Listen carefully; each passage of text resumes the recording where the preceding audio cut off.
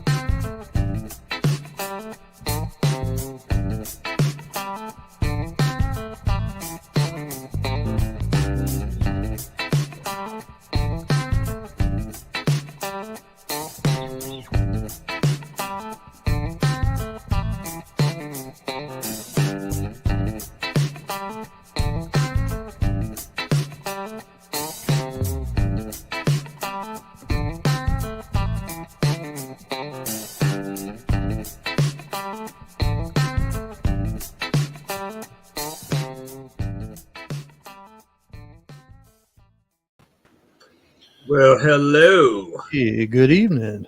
How's everybody doing? They're hanging with us. They can't be doing too good. You seen the title that I put in the video tonight, did you? Beekeepers Anonymous. Yeah.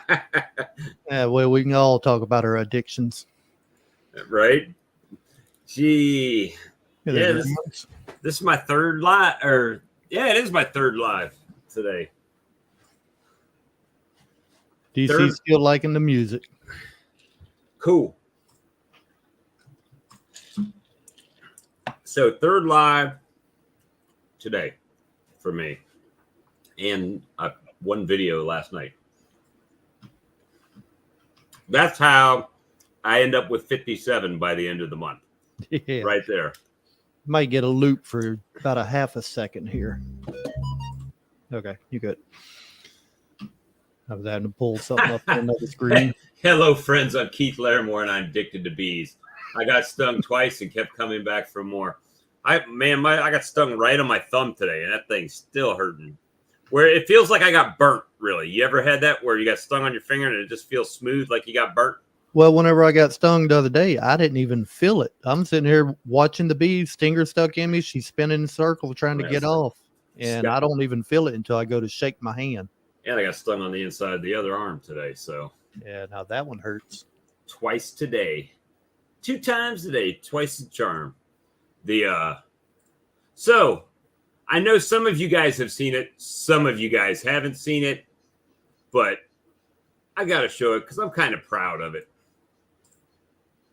Kind of proud of it, guys. I'm not going to lie. Let me share my screen here. Share my screen. Yeah, we'll go with entire screen one. Share. Pop that in. We got the, hold on, if it'll pull up. There we go. Beaking bed. And on the back, it does say be addicted. I like that. So I got a long sleeve and a short sleeve, and then the mug. The mug is pretty cool because it's that heat. You know, you put the heat, hot liquid in it, and it. Reactive. It's a reactive mug. There you go. So. Hey there, Sarah. And so, yeah, I have to get the shameless plug in early because everyone will be gone later. Like when I showed it on my video. the little clip at the end of the last video. I figured most people were gone by the time I even put it up. So I'll drop here. I can stop sharing though. We remove that, but I will. I'll drop that link just because I can. But other than that, really today has been kind of crazy.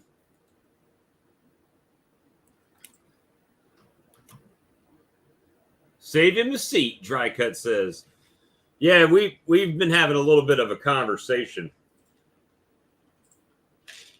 How YouTube is very, very selective on who gets like a lot of views and who just gets a few views. And it's not a, I don't know how, I mean, obviously there's an algorithm supposedly, which, you know, that makes sense, right? There's some kind of computer formula that tells them what to show and what not to show. But my question is, how do you have, let's use an example. I've got almost 1,900 subs. I'll show a video. It'll get 50, 60 views.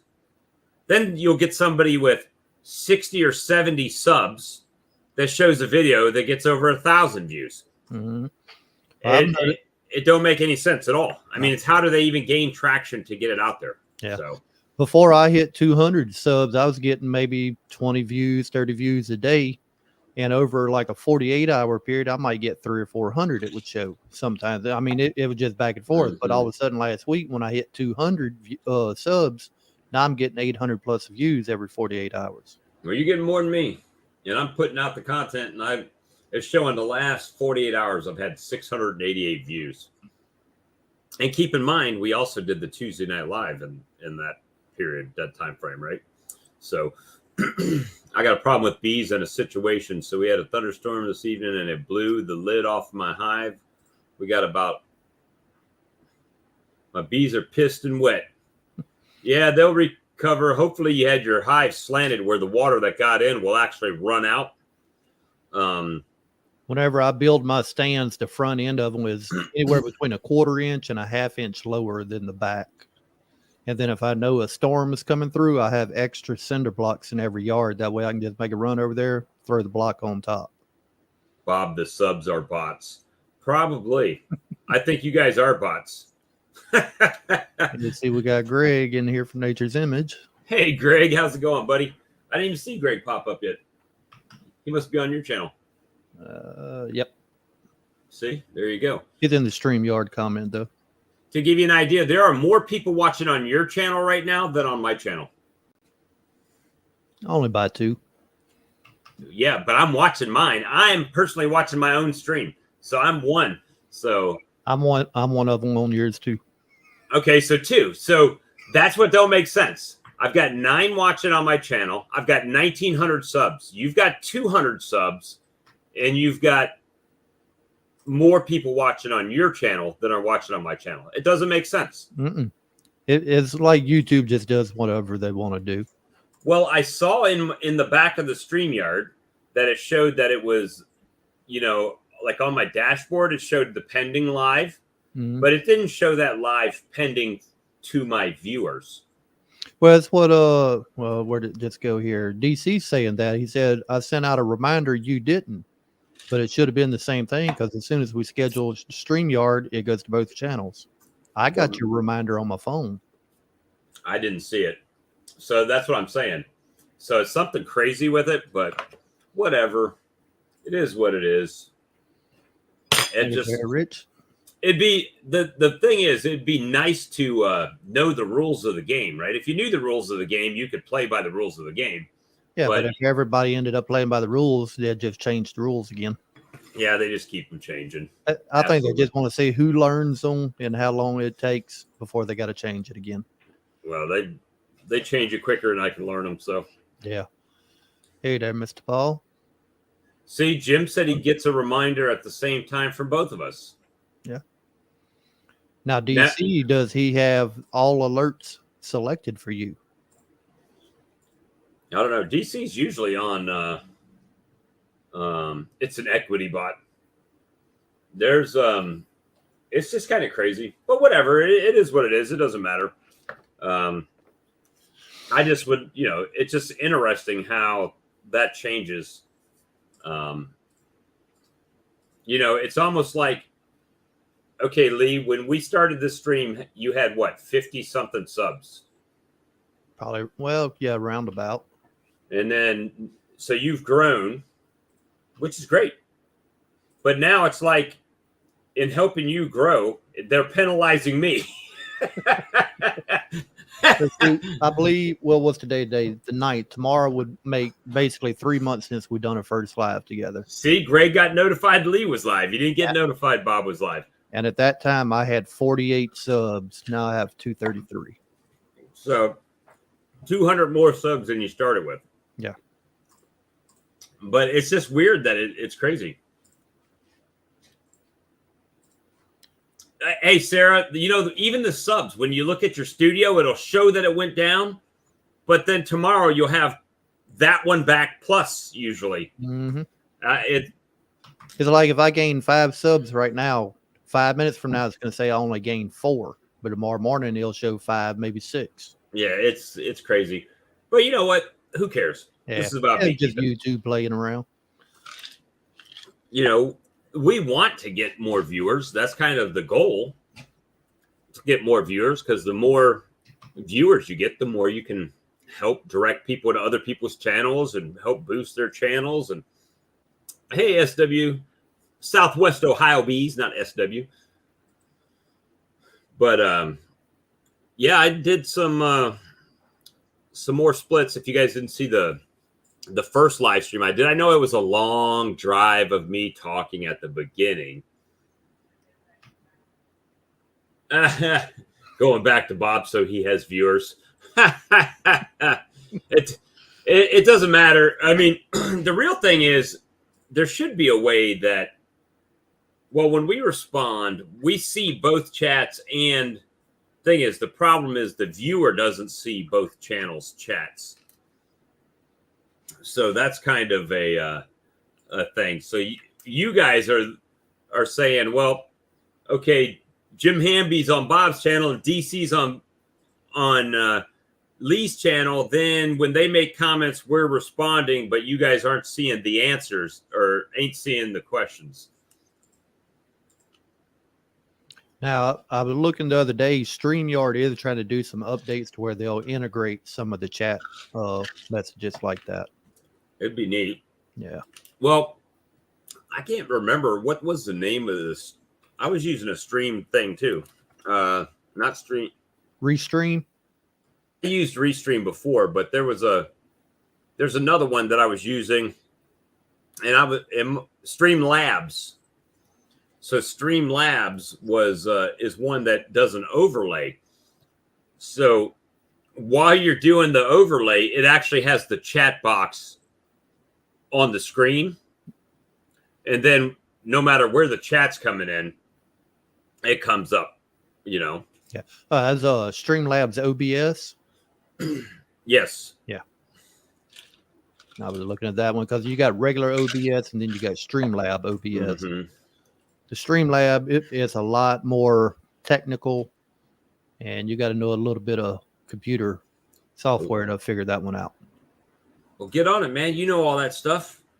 The only downside is hard, is different versus bringing in guests on that stream software. Oh, yeah, that's true. Well, you know what? So I ended up doing,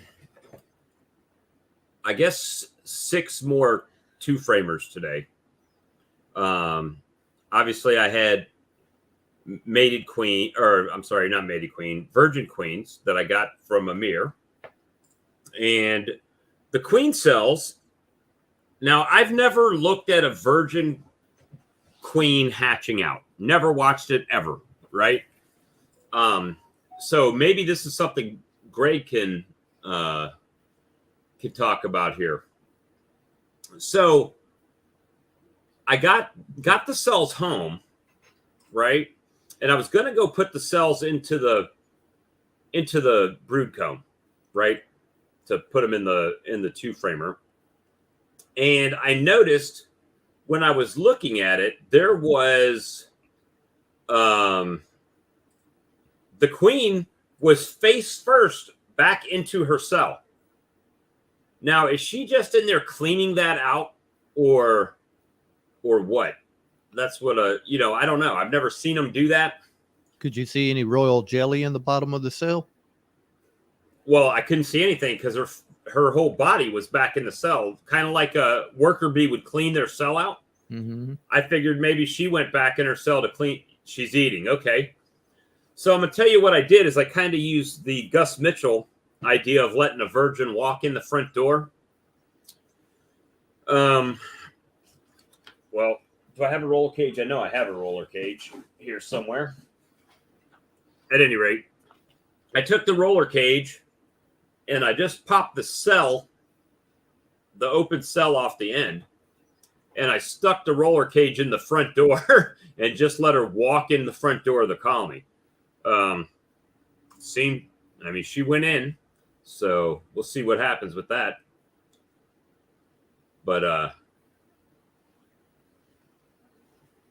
ooh, you took a sting on the eyelid today? Ooh. Yeah, bet that one hurt. It's a good thing about glasses.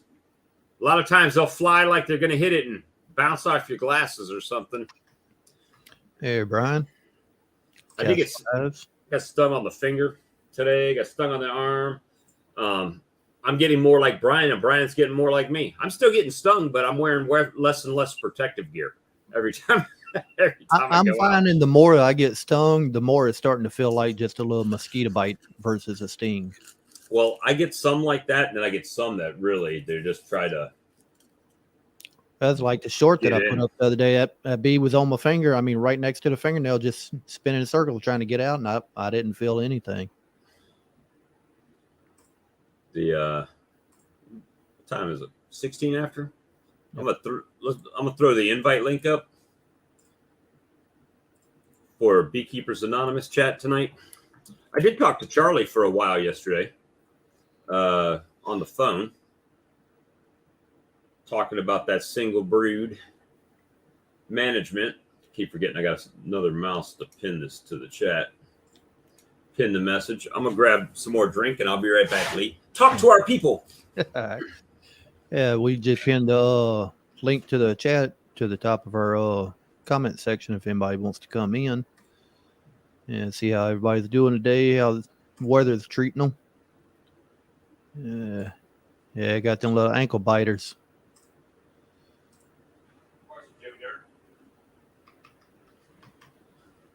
Yeah, let's see if I can pull that video here. Yeah, he hit me pretty good the other day. All right, sorry to take so long. That didn't take too long. Had to get some Bojangle sweet tea. I was just gonna pull that video up here real quick. Let's see, move screens. Talking about getting stung. Oh yeah, hurting or not.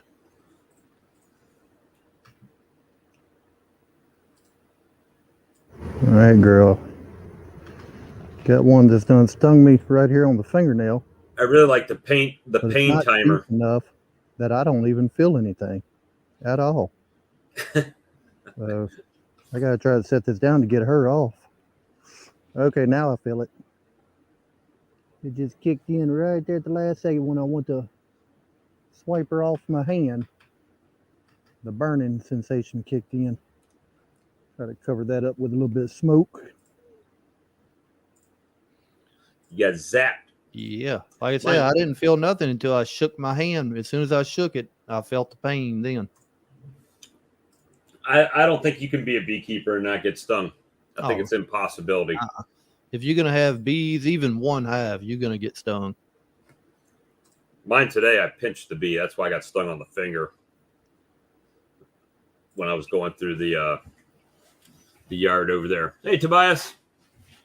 Had 3 boys. Yeah, I got a problem. Surge of venom. That's right. Yeah, we're just having a good time. We've got the link linked in the chat. I show mine if it's filmed. That's what Castle said. Oh, so hey, Castle, you're gonna have to step up your game. Lee's got a new toy, but he can't tell you what the toy is, but he can just show you some of the things it can do. So whenever Randy comes on, what's gonna happen?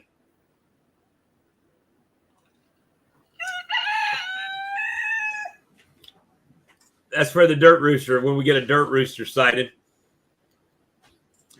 the Lee's got a nice little toy that he picked up today.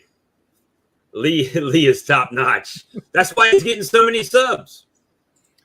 I don't know about all that. I need to be videoing more. I actually got off at lunchtime today, come home, and I sat on my butt office all day, didn't do nothing with the bees. I went out right before dark, fed them after I made the splits. Actually, with the 5, I made 5 2-framers with Virgin Queens and 1 2-framer with a queen cell that was capped out of one of my other colonies. So we'll see. Hey, Randy Reed, good to see you. Man, we got invasion of the Ohioans tonight. Lots of Ohioans. Hey, Amir. We got Amir on here. If y'all didn't see Amir's video this morning, we were looking at a couple hives, an observation hive, a Slovenian hive, a couple different things. I think it's about what I expected. Mm-hmm. You still right up there, number 1, huh? Well, number 1 for amount of content, but that don't mean anything. Just because I put out a lot of stuff doesn't mean I get a lot of viewers. I definitely don't get a lot of subscribers. I definitely don't make a lot of money on YouTube, so it's none of that thing. So what was it? Give you an idea. I think Texas Bee Works put out 2 videos and gained like 1,000 subs. Or no, 2,000 subs. I think it was something stupid. I'm like, she put out 2 videos, 2,000 subs. I put out 57 videos and like 100 subs, I think is what I got the month. So whatever. I mean, it's not, for me, it's not really a competition. It's just good to, see how you're doing, I guess. Well, the thing is, I don't look at it as a competition with everybody else. I look at it as a competition with myself. Mm-hmm. I want to see how many videos I can put out, but how many quality videos I can put out. And that's where I need to be, and I'm not there yet. Yeah, DC. That's bad, DC. Did you see his comment? Yep. Oh, my gosh. That's true. The bikini would do it, right? Just a bikini. Just need a bikini. And I'll just make all my movies silent, and I'll just talk to my microphone, saying what I'm doing. That'd be perfect.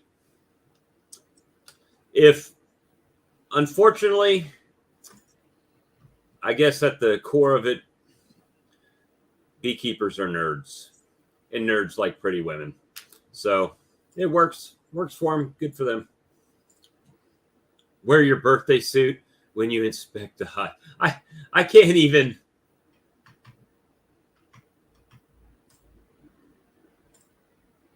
Heck, I don't even wear shorts when I go out. People follow Erica because of her viral video. Also, her TikTok is huge. She's been on news shows and all, so that alone is why she got popular. But yeah, you just got to talk sexy. I just need to hit him with the Barry White voice. Well, here we are today at this bee colony. I can't do it, guys. I can't do that. I just got to be me. It is what it is. Brad dropped the video. That means he'll be in here in a minute. I don't even have my stream pulled up over here. You think that's the only reason she got popular, Castle? Really? Really? That's the only reason she got popular? Okay. I don't think so.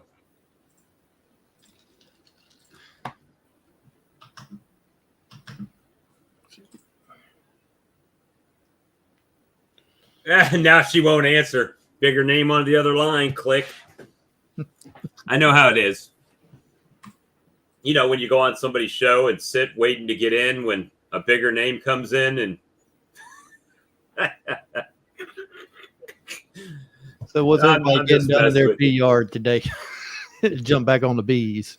I'm just messing with you, Brian. You know that. Yeah. Well, so tomorrow I've got to do something. And I guess I'm just going to start pulling some honey. Is what it is. Yeah. Got to pull it. I may pull some tomorrow evening. I got to go tomorrow morning to look at a cutout or a possible cutout. The guy don't want to cut the sheetrock out of his wall, but the outside is brick. So he don't want me to go through either side. So he got a faux window. He said he don't mind pulling out, but if they got bees all the way down in the wall, I'm not going to be able to reach everything. That's true. So, I mean, I don't know how you're going to take care of that if... He said if I could get the bees out, he would handle the comb. But, I mean, how's he going to get the comb out without taking rock out? If I can get the bees, I'll take them. And, I mean, if he wants to deal with the rest, that would be on him. But if he don't hurry up and get something done with it, the heat we got down here is just going to melt that comb, and it's going to be coming through his baseboards. Is anyone using water to add in a hive to help the bees cool hive and cap honey? I'm not adding water in the hive. I got water buckets out for them, though. A couple people were talking about using sponges. I never did put a sponge in there. I did add some feet to the top.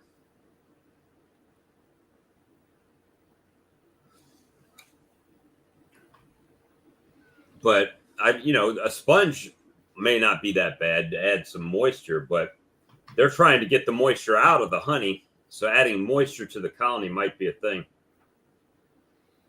Yeah, the temperature control for me is right now, it doesn't matter. It could be 80 something degrees outside and they're going to be piled up on the front of the colony. It doesn't matter. I could take brood out, give them more empty space in there, and they still hang out on the outside. Yeah, Grammy, I'm not sure what's wrong with him. They just don't want to do nothing as far as pulling rock out. But he don't mind pulling a window out of his wall. Well, he was probably going to remove that window anyway, and you taking it out just saves him from paying somebody else to do it. And he's probably got the new window on the side of the building waiting on you to pull out. I'm going to go over there with the FLIR tomorrow. I'll shoot it with the FLIR, show him what it looks like. But, I mean, it's only going to pick up the signature of the bees. Now, the comb could be twice that amount. Right. And it could, there's no telling. They could have went down through the wall, through the floor, anywhere. And according to the information I'm getting, they said they've been there for 10 years. So it ain't like it was just going to be a little bit of comb in one section. Yeah, it's going to be it'll probably be massive. At least they're not saying, oh, I just got here 2 days ago. Usually it's I just noticed these bees coming in and out. We've been here for 20 years, but I just noticed these. And it's an 18-foot an 18-foot comb in there. That nest could be 6 to 8 feet, Grammy says.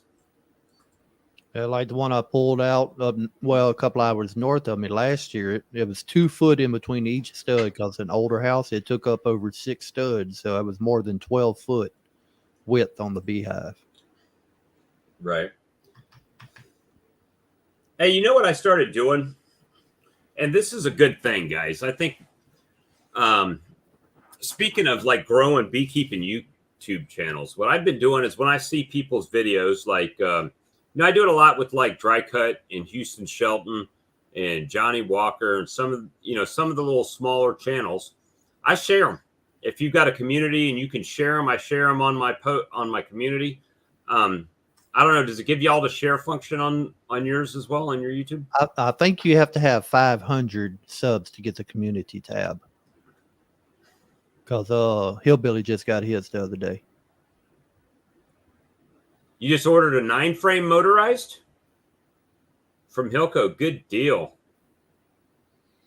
Did you get the SAF Natura one that they have? SAF Natura. I think it's Italian made, possibly.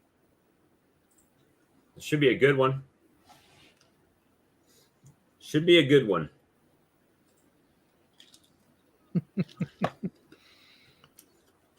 Step one: buy more boxes, Tobias. Mm-hmm. It's the Mini Max American made one. Let's see if we can pull that up.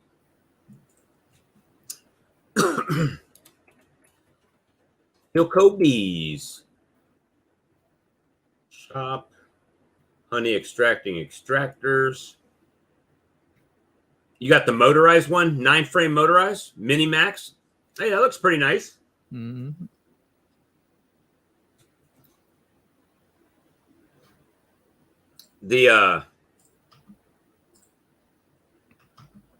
I like that one.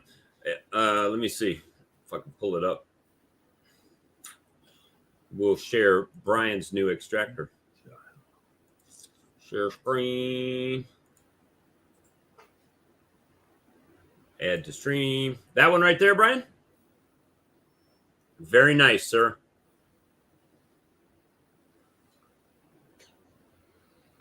I like that one. This is a lot like the Lyson. Only the Lyson has the motor on the bottom. Mm. I mean, even these clips look about the same.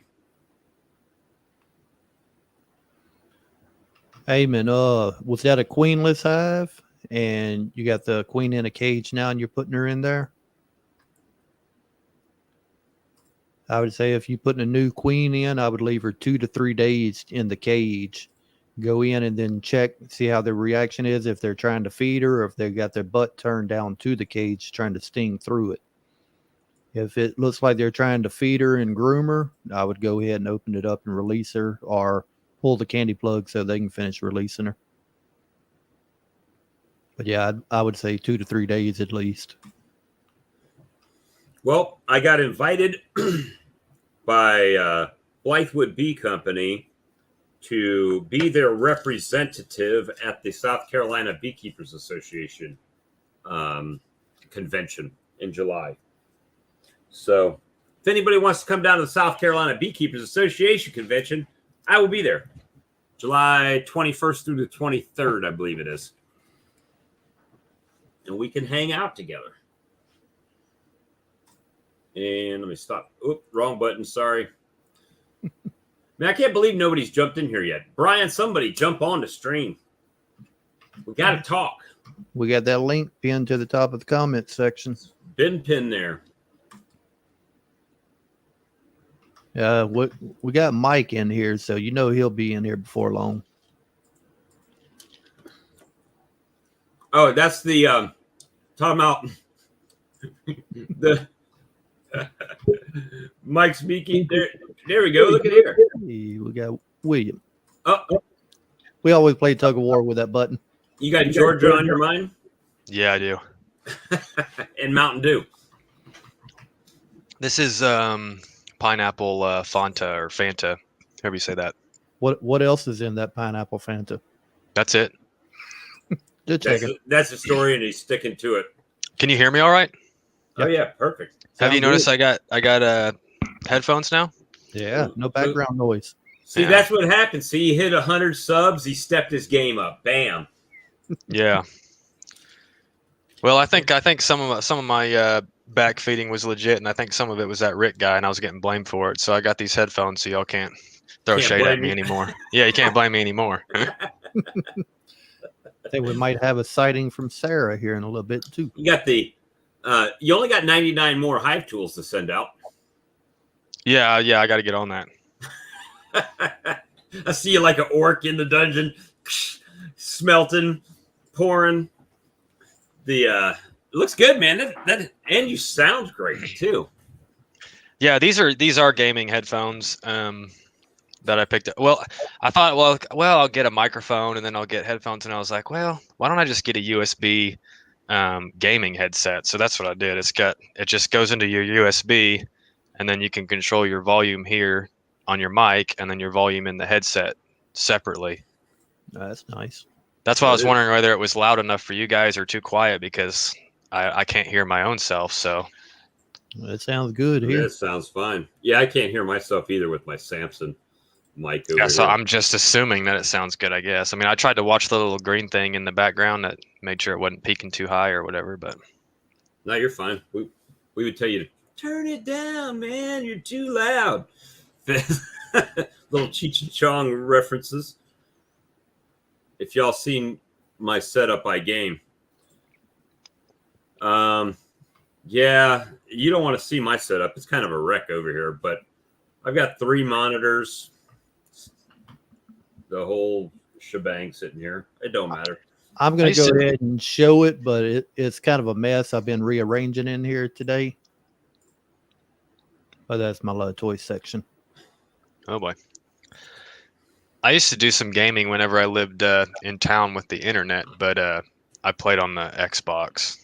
I didn't have a PC. I assume you guys are PC players. I've got an Xbox, but I use my Xbox account through my PC to play. Yeah, I played with some guys that did that. Well, I also played with some guys who would hook a keyboard up to an Xbox too. But more and more games are starting to be cross-platform anyway. At least the style of games that I used to play. What's what's going on in your bee yard? Hopefully not any swarming. No, they seem to have taken a turn to start storing and not worrying about swarming. So I think I'm in good shape.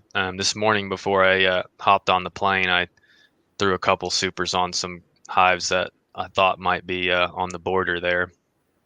Just to give them a little bit extra. Yeah, ironically, my 2 colonies that I use for resources, my resource colonies, seem to. It's like they're barely behind the colonies that I haven't taken anything from. Right. So.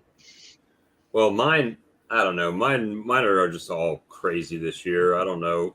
I mean, some of them are stacking it away. Some of them could give a care less on, it's just like, what are you guys doing in here? Just chilling. Half the bees hanging out front, and they got plenty of room in the brood box, plenty of room in the supers. And it's like, what are you doing? Get to work. Oh, we're just waiting for the free syrup, sir. Yeah, we've had some rain. I think that's maybe slowed down a little bit, but they've put on some weight. I can't complain. Well, that swarm, I posted a video update on that swarm that tried to get away from me that I caught, and you kind of see how well they've built up. I mean, they drew out a couple boxes, and they've even got weight on there. So, problem is they've got it all mixed up. She hadn't quite established a tight brood area. She's got brood all over the place, and they've got nectar all dispersed in it. But I put the 2 medium boxes on the bottom, and then put one in between that didn't have anything in it, and then put that deep on top with the brood in it, because that was the heaviest box. Right. And so I'm hoping as those bees emerge, they'll backfill that with nectar, and I'll be able to pull that box and extract it. Yeah, I'm getting ready to. It's my plan to go out there and try to push the bees out of the top down into the lower supers and see what that does. At least I'll get a couple boxes off each colony and, lower them down a little bit, get them spun out. And, yeah, and I don't know if you've noticed but I've had to start using my my queen castles as honey supers. those boxes that have the paint stripes on them with all the wheels all the way around them. Those are what I was using to get queens mated, and I've just run out of equipment. So I had to pull the dividers out, just throw frames in them, and use those. So, kind of scraping the bottom of the barrel here. I need to get some honey pulled and sell some so I can buy some more boxes. Well, I'm going to have some issues too coming up probably. Obviously with the 2 framers, you just never know how they're going to do, how many of them's going to perform, right? But right now I have like 21 2 framers with bees in them right now. Queens and bees and queen cells. And I've got, I don't know, somewhere like 37 other colonies. So I'm sitting at about, if you count the 2 framers, I'm sitting at about 58 colonies. It's a lot. So Especially like you said, going from 12, that's a big jump and a lot more work all at once. Yeah, I just try to do, in my big yard, a little. What can I do in the big yard, right? Just once a week, make sure once a day I'm going through those. Most of my time is, I'm doing the once a week, like one row a day, every day, and then I go through my 2 framers, and there's really not much to do right now. So, but this is the problem in my mind. Assuming that all my existing 10 framers stay as strong as they are, right, or go into winter, then I've got 5 framers that need to graduate into 10 frames. But then I've got all these 2 framers that have to graduate into 5 frames, or at least get close to it. Otherwise, I'm gonna have bees. I'm gonna have bees everywhere, literally. Well, I wanna increase my numbers a little bit more, and of course, I keep having to go out of town for work, but I want to make up a few more splits. And what I plan to do is I keep having to go out of town for work, but what I plan to do is basically just steal a bunch of brood from my my honey production colonies to boost my splits. Basically, kind of equalize here at the end of the flow. But I'd like to do it before the flow comes to an end, because then I don't have to worry about robbing and stuff as much. But I don't know. It could end any time now. I'm not exactly sure. So hopefully I don't run out of time. But what I've noticed, and this is just an observation, tell me if I'm wrong or not, you guys. I notice when I go out at night and put that feed on my 2 framers and on my 5 framers, no problems with robbing. When I do it during the day, when the foragers and everybody are out flying, I'll have bees everywhere. There'll be bees on the outside of the jars everywhere. But if I do it at night, it's like when they get up in the morning, they just fly right past it and don't even care about it. But during the day, they're all over it. Have you guys ever witnessed anything like that? Or you guys probably never put feed on at night? I was about to say, I've never put feed on at night, but I'm sure it would work because ain't none of them going to be out flying at nighttime. So I put feed on at night because I couldn't get to it during the day. Well, I put it on for the same reason, except it was late. It was late in the evening. Well, I go, you can tell when the bees come in from foraging, right? At the end of the day. That's when I try to target, between there and dark, for putting the feed on. The rest of it I can do anytime. But I noticed that when I do that, first of all, the bees have 12 hours that they're basically can feed unmolested on the colony, right? And then the next morning when they get up, I haven't seen any robbing from that. Now, when I do it during the day, for some reason, there'll be bees flying everywhere. Look like they're trying to raid the place, but that's kind of that's been my observation so far. We got Tobias. There he is. Hey, buddy. How you doing? Good. No complaints. Still daylight over there. Yeah, it stays daylight till about 10.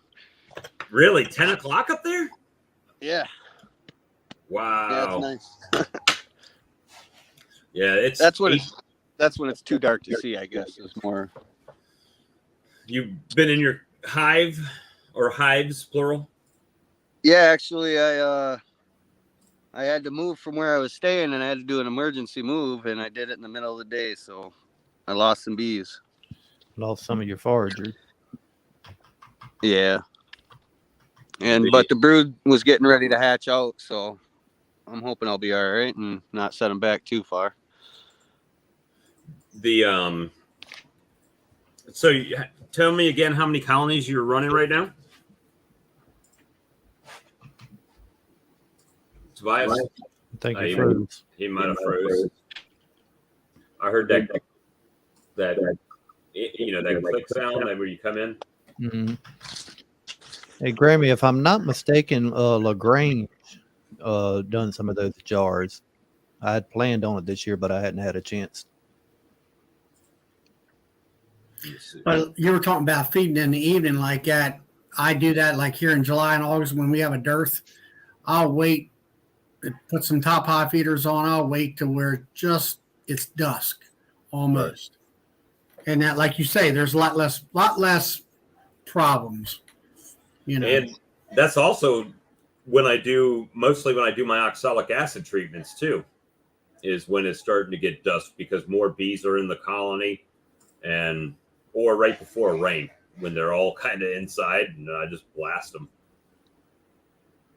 That's just me. I mean, I don't know if there's no science behind it. It was just something that something I do. There he is. It wasn't connected to Wi-Fi. Oh, I gotcha. So I was asking you, remind me how many colonies that you have this year? I know it's your first year. 2? Yep.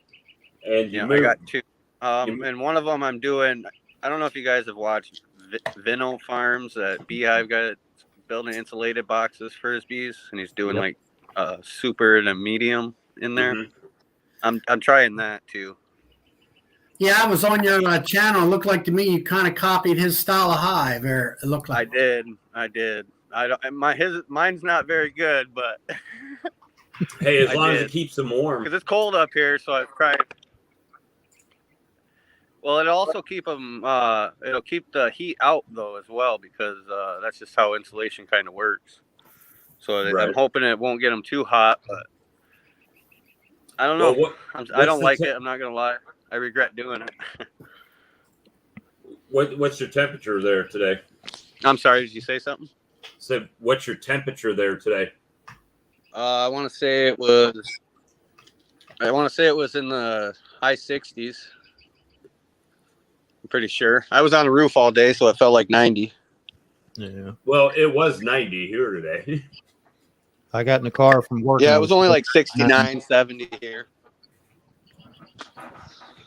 That's the so all right, DC says watch out for moisture. He is having issues with it at Vino. But he uses like a well, he was the issues he had are the same issues I had. The issues he's having are the same issues I had without the hive on it anyways, where I had them. My inner cover got completely molded and all my bees were my whole in the inner box was molded and everything from last year over the winter. Yeah, I don't have too much snow here, and if we do get snow, it's gone. Like usually within a day, it's gone here. But I don't. We hold a good 4 feet steady. We hold a good 4 feet all through the winter. Have you tried a Lyson hive where it's all hard foam? Say again. I'm sorry, say that one more time. Have you tried a licensed hive where it's an insulated hive? It's all just foam. What I built. That's all I've tried. I tried a licensed. Yeah, I haven't tried anything really. And it works well. They don't eat a lot of feed in the wintertime. They're cozy. Where do you buy? You get those from Better Bee? Right. Yeah. It's a poly hive, right? Like Brian uses on Castle Hives. I think he got his from Blue Skies, but it's similar. Yeah, the Lyson's a little nicer, I believe. That's the one that's got the nice latches and everything.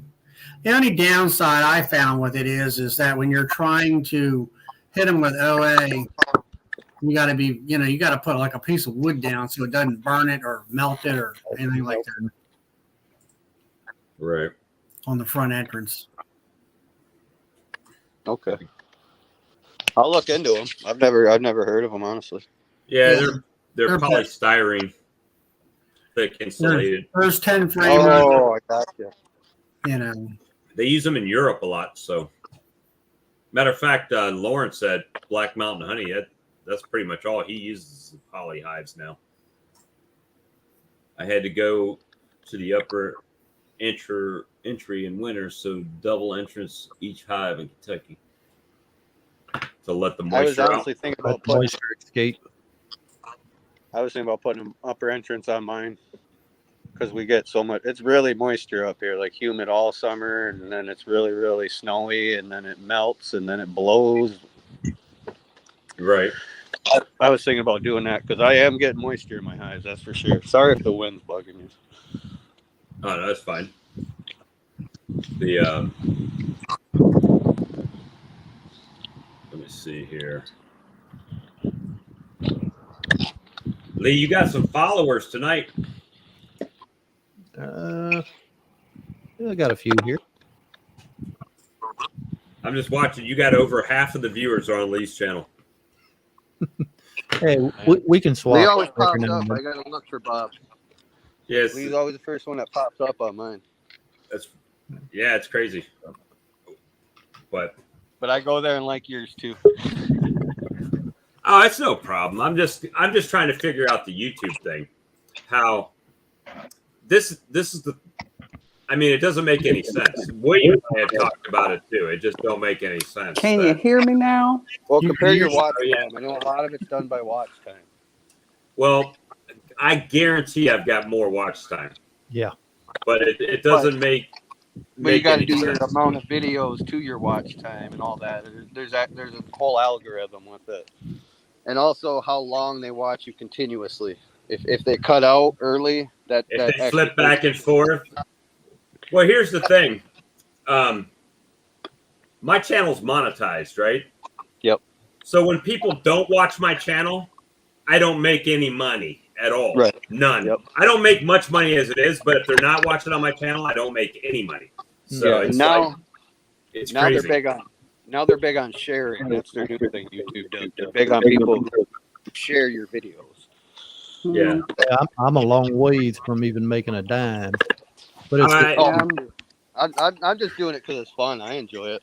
yeah. Oh, yeah, me too. I'm just trying to figure it out, right? I mean, it doesn't make any sense. I got 1,900 subs. I've got 17 people watching. Lee's got 200 subs, and he's got 21 watching. Now, don't Doesn't be make any jealous, sense. Bob. It's green is I'm not a jealous. good color on you. No. William and I were talking about it too. It doesn't make any sense how someone with 2,000 subs posts a video, they get 57 views. Someone with 57 viewers posts a video, and they get 1,000 views. It doesn't make sense. I'm trying not to take it personal. I don't. I all don't the take it videos personal. Nobody comments on my videos. I've commented on them. I don't see any comments on my videos. Do you go at all? There's like two or three videos, and I put one comment on one. How do I? That's it. Everybody's. I thought I commented on one of your videos the other day. How do I see that? But no, even when I'm comparing my own videos, like that's it. Yeah, I'm perplexed at times because I've got one video that I wouldn't say it's doing good. It's got like maybe 400 or 500 views. But it consistently gets, like 30 or 40 views a 48-hour period, or it has been. It's not a very good video. I posted it a while ago, and for some reason the algorithm seems to be promoting that video a little bit more than some of the videos that I put more effort into. And when I go to the analytics and look at, and look at the graphs and everything, some of these videos that don't seem to be getting promoted have had better stats in the beginning than the video that seems to be getting promoted.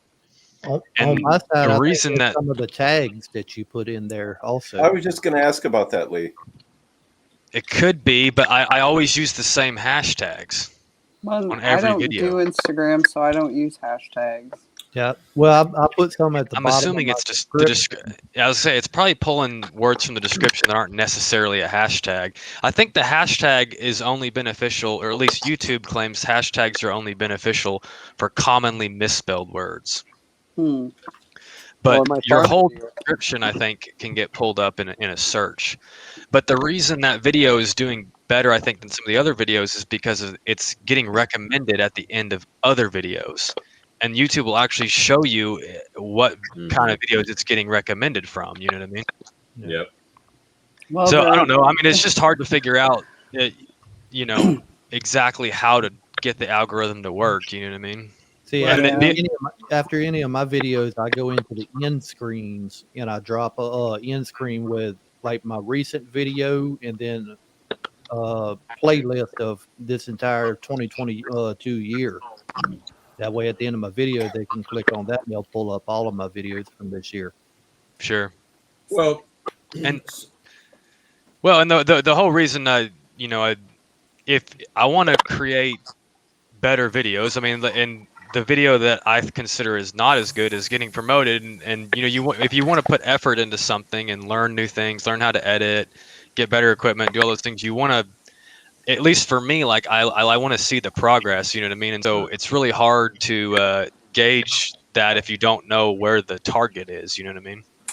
I'm not complaining about it. I'm just trying to figure it out. And that's why I was talking about it with Bob. Too. It's like, how does it work? You know what I mean? Like, I'm just trying to learn, you know what I mean? And you look up stuff that says, oh, well, this, and this, but doesn't seem to always, you don't get not always that simple. From YouTube either on what they want. They just, post what our algorithm does now.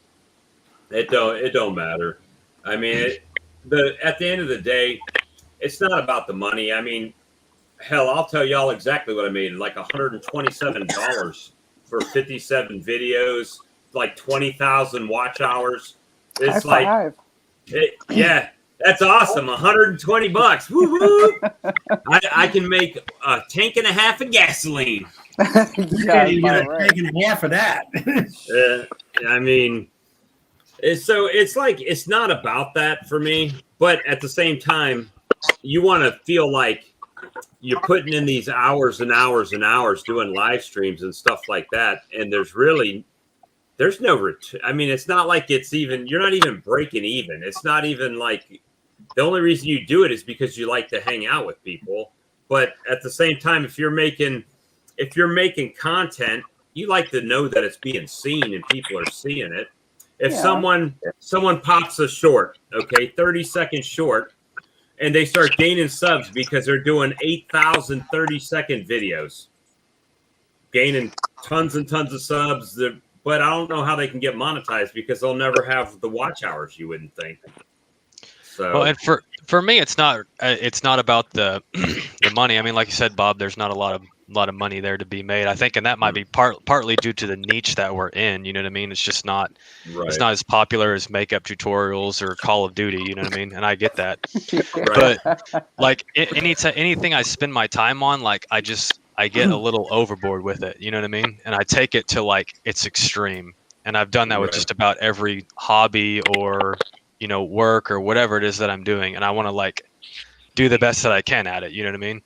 Like for a while, I mean, I got real big into slacklining for a while, and I wasn't content with just slacklining on the ground. Then I had to go up, and then I had to go across ravines. You know what I mean? And now I got big old pulleys and lines that are 100 feet long and way off the ground. It's just like that's just what I do. You know what I mean? But with YouTube, there's no like it's really hard to figure out. Well, how do you do that? You know what I mean? Right. Yeah. And so if I'm gonna put the effort into it, like, how do I know where to put that effort? Because like I'll do it. You know what I mean? Hey, Mike, I love your hat. Oh, thanks, man. Mike. He's just back there chilling. Usually comes in and he's going off, like ready to go in. Actually, no, I was listening to all this and I was thinking to myself, like all 6 of you guys actually have videos that are watchable. Well, thank you.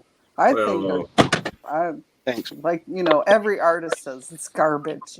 I can't use it. Yeah, well, if I actually went out and got a decent camera and took the time to edit and everything else, but I don't. Quite frankly, I'm throwing up crap. So I've just been using my iPhone and just putting up videos, and I've been trying to edit and play with different things, but I look at it and it's crap. I don't like it. I was about to say, you can't complain about a camera too much. Mike Berry said he still shoots with the Hero 3 Plus, and he puts out some good videos. That's what I use. Hero 3 Plus. This is how I do, not a how-to. I like that. Yeah, honestly, I need a camera holder thingy. But Mike Berry does a lot of extra editing, right? Little, puts words and stuff on his screen and makes it look real nice, which is fine, It takes so long, though. So long. Yeah, it does. It does. Well, Mike And, Berry's got a good personality too. I mean, oh yeah, he's I a don't. likable guy. That kind of helps. I don't really have that going for me, so Well, I before gotta I figure started something. chatting with everybody, I I like your watched video. him, and That screw in the box, that was amazing. As a carpenter, I was like, wow, why did I ever think of that? Yeah, I have tripods coming out of my closet here, but to get one that actually holds my phone, that's what I'm talking about, Mad Monk. right. You know, and I think someone sent one to Ian 2 years ago, Ian Stepler, and it's this goofy little tripod. He just puts it down on the hive next to him, and that works. But I've got a commercial tripod that's holding my goofy little cell camera here that's rated at 400. No, not 400. It's rated 120 pounds. It's a commercial unit. And I just, yeah, thank you, Bob. I mean, this is my GoPro one, but that's just a little tiny one. Yeah, so I just need to make a trip to Wally World and pick something like that up. But you know, Make a trip to Amazon. They got everything you ever need. yeah, try not to fund the New York Times. So One of the hardest things for me is keeping stuff like charged and like ready to go. I mean, I have really? small. Yeah, well, I've just got small windows of opportunity to even yeah, work yeah, the yeah. bees and do Okay. things, and so I just got so much going on. Work. I've got 3 kids under 6. You know what I mean. I've got the whole homestead. You know what I mean. I've got other things beside the bees. You know what I mean. I got Thanks, Tobias. I got that one for as far as a selfie. Now, how do those It screws attach to right your into phone, my Charlie? camera. That's when I How put do my they attach to your camera, phone? and then I got this one for my phone. Okay. But I use Yeah. this one for my camera. It screws right in with this little screw here. It screws right into the camera. Yeah. Yeah, Washington Post, Daisy. Yeah, sorry. Yeah, okay, so I don't know. And I had the vets over last week, and we spent 5 hours together going through the hives. Yeah, Kenny, you're absolutely right. I should just go on eBay and run through there. But I had an hour and a half of video that was shot, and it turned out that it was all covered up with a thumb and everything else. In fact, at one time it went off, and I thought it had been filming, or Jack, one of the vets, was filming, and he hit the play button and then stuck it in his pocket. You know, it was really interesting though, because the sound came through excellent. Right. It's like a built-in pop filter. Say, Well, speaking think of I sound hit here real record. quick. Well, Kaylee at the Huntingstead, I think she has a stereo microphone. It's really an interesting experience when you can hear the birds on one side or the other. And have you guys run into anything like that? Because I can't hear in stereo. I don't make enough money on YouTube to be able to afford stereo microphones. Well, even if I wanted to, this ear is I can't hear. It doesn't pick up. I'm hard of hearing too. I can't barely hear half the time. I watch all my YouTube on my cell phone mainly, so that's I'm sitting here with my cell phone. It's my go-to device. Yeah, I've been doing a lot more with that. I was doing like lives from my GoPro, and it would work struggling beekeeper Mark Trell. When I wanted to, and sometimes it wouldn't work. So it just got, frustrating to do that. So I'm coming out of my shell, though. I'm going to be posting more videos. Just remember, it's just you and the camera. Yeah. That's what I said. Even if you don't post it to start with, hit that record button and just get used to talking to the camera. Just post it. And then just post it. I mean, somebody's going to watch it. That's where I'm like, just post it. I'll ask. Just be like Nike. Is it post-worthy? Honestly, and show my family. That's why I mainly do it. Mm-hmm. That's it. Just do it. Just put it up. It don't matter. And that's part of that's part I was saying about keeping things charged and stuff. So like the last video that I posted, I mean, if I had anything else to post, I would have posted that above that, you know what I mean? But when I filmed that took about 30 minutes to film, you know what I mean? Right. So that I only posted 10 minutes of that. I tried to edit a bunch out, you know what I mean? Because nobody wants to watch the whole entire deal, you know what I mean? But that takes a drain on the battery on the camera. So then now all the other stuff that I did in the yard, you know what I mean? Maybe some of that would have been better. Maybe all that was worse, you know what I mean? But I only had one GoPro charged, you know what I mean? And I lost my battery charger for it. So I've just been charging from the GoPro. It's just stuff to learn and figure out, you know? And don't you have a lot of extra batteries? I've Yeah. got a few extra batteries, but I lost the little charger port deal that I stick them all in. Well, I didn't lose them. Like I said, I got 3 kids under 6, and I suspect that they lost it. But Blame it on the kids. yeah, It is a thing.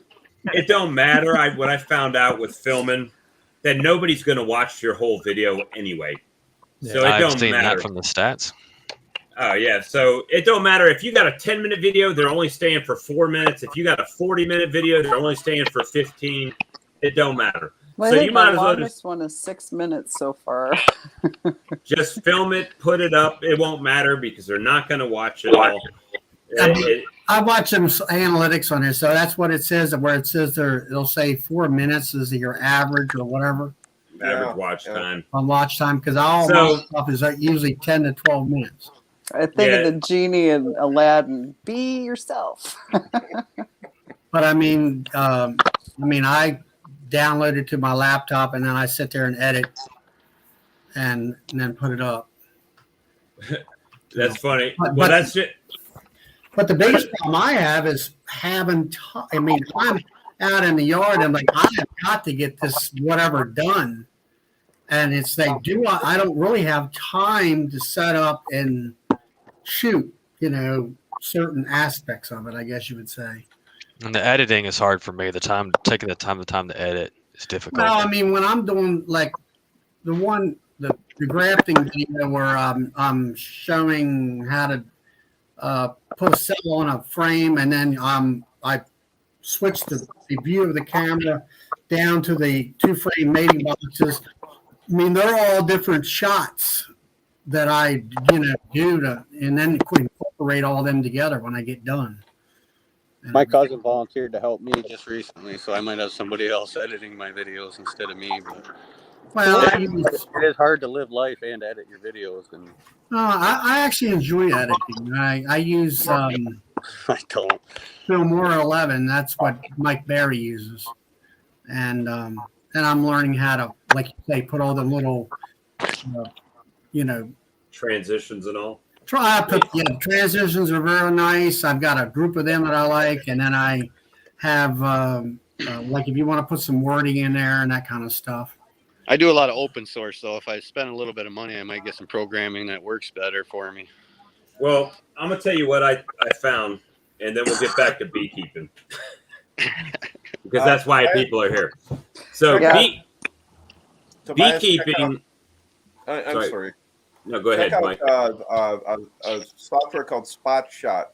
It's open source, free, and it's cross-platform. Okay. So, Linux, Windows, Spot Shot. Spot Shot. All right, I will. All right, so can you see the sting I got today? Oh wow! It was just a little. I got one right on my thumb today. That's my ring finger. What finger is that? I thought she was giving that finger to Bob. No, Probably. it's my ring finger. Wouldn't be the first time. Just right there. It didn't get enough but she got me. Well, because I found I had a queenless hive. The one that I call kitsune. It means fox in Japanese. And I went out there to look, and too much honey, no eggs, and luckily I got a good strong nuke next door, so I went and got a frame of larva, put it in there, and crossed my fingers. The with beekeeping and video making, I don't cut very much out of it because I think people are there to watch you handle the bees. Yeah. Well, yeah, not everybody gets to do that. And, watching, just even if you're holding up a frame and looking at it and kind of talking, explaining it, they'd rather see that, because a lot of times, maybe people don't understand why did I do a demo ray? Why did I move this there? And, it's 45 minutes. The people who want to learn that process are going to stay and watch it all. And the ones who don't are only going to watch a few minutes. So I don't cut too much out. I try to do better about that, but every time I watch back my videos, I'd think of a billion things I could have said that to me didn't seem relevant at the time because that's that, you know what I mean? But then afterwards I was like, well, maybe someone would have wanted to know what I was thinking about that at the time. You know what I mean? Yeah, Bob Binney does that a lot, where he goes back to his videos and he puts up some Notes. thoughts in between. Like he just and, puts like a screenshot of like yeah, a and little that's really dialogue. helpful. So, William, if you want to do that, by all means, do that. Back in 2006, I was up in Alaska and I shot, I think it was like 9,800 photos and videos. And I spent like the next month and a half, 2 months editing and going at, and I was using whatever the best Adobe Premiere was at the time. And after that, I kind of swore to myself I was never going to do and edit any more videos. That's not an excuse. That's just, yeah, that was just silly. But anyways. I mean, and then it's key. If you're not doing premieres, especially as a new beekeeper, not a new beekeeper, but a new YouTube beekeeper, if you're not doing premieres on your videos and scheduling them, you're messing up. Well, I've got what one does that do for you? planned. I'm just trying to figure out. I want right. to do it on a night where you guys aren't on live and the stream team's not on live. Well, the thing is with the premiere, all right. So when you're first starting out and you're trying to get to monetization, you not only have to have 1,000 subs, you also have to have, 4,000 watch hours, Lee? Yep. Yeah. 1,000 per year. In a year period. In one so, so with the premiere, when you premiere your video, you've got to be sitting at your computer when you premiere, so you can chat with people in the chat box. Yeah. And what that does, YouTube tip, is it keeps people in your chat box while your video's running. So they're not leaving after 2 minutes, 3 minutes. They're chatting with you for 40 minutes in the chat box, giving you watch time, even if they're not really paying attention to the video. It don't work like that. And I get that, but then it's like the last video that I posted, for example, like really the only value to that video was like, oh, look at how much brood this swarm has laid since I caught it a couple weeks ago, and she drew out some wax. So like, I don't expect people to watch it all the way through. So like, I don't want to premiere it just to trick people into being there for my whole entire video. That's probably not worth, you know what I mean? Yeah. Watch in the first place. All right, William. So right now we got 41 people watching right now. If you put a video up and they're hanging out, they're over here, we're talking to each other. They're over here chatting with each other in the chat box. And we're getting watch hours right now.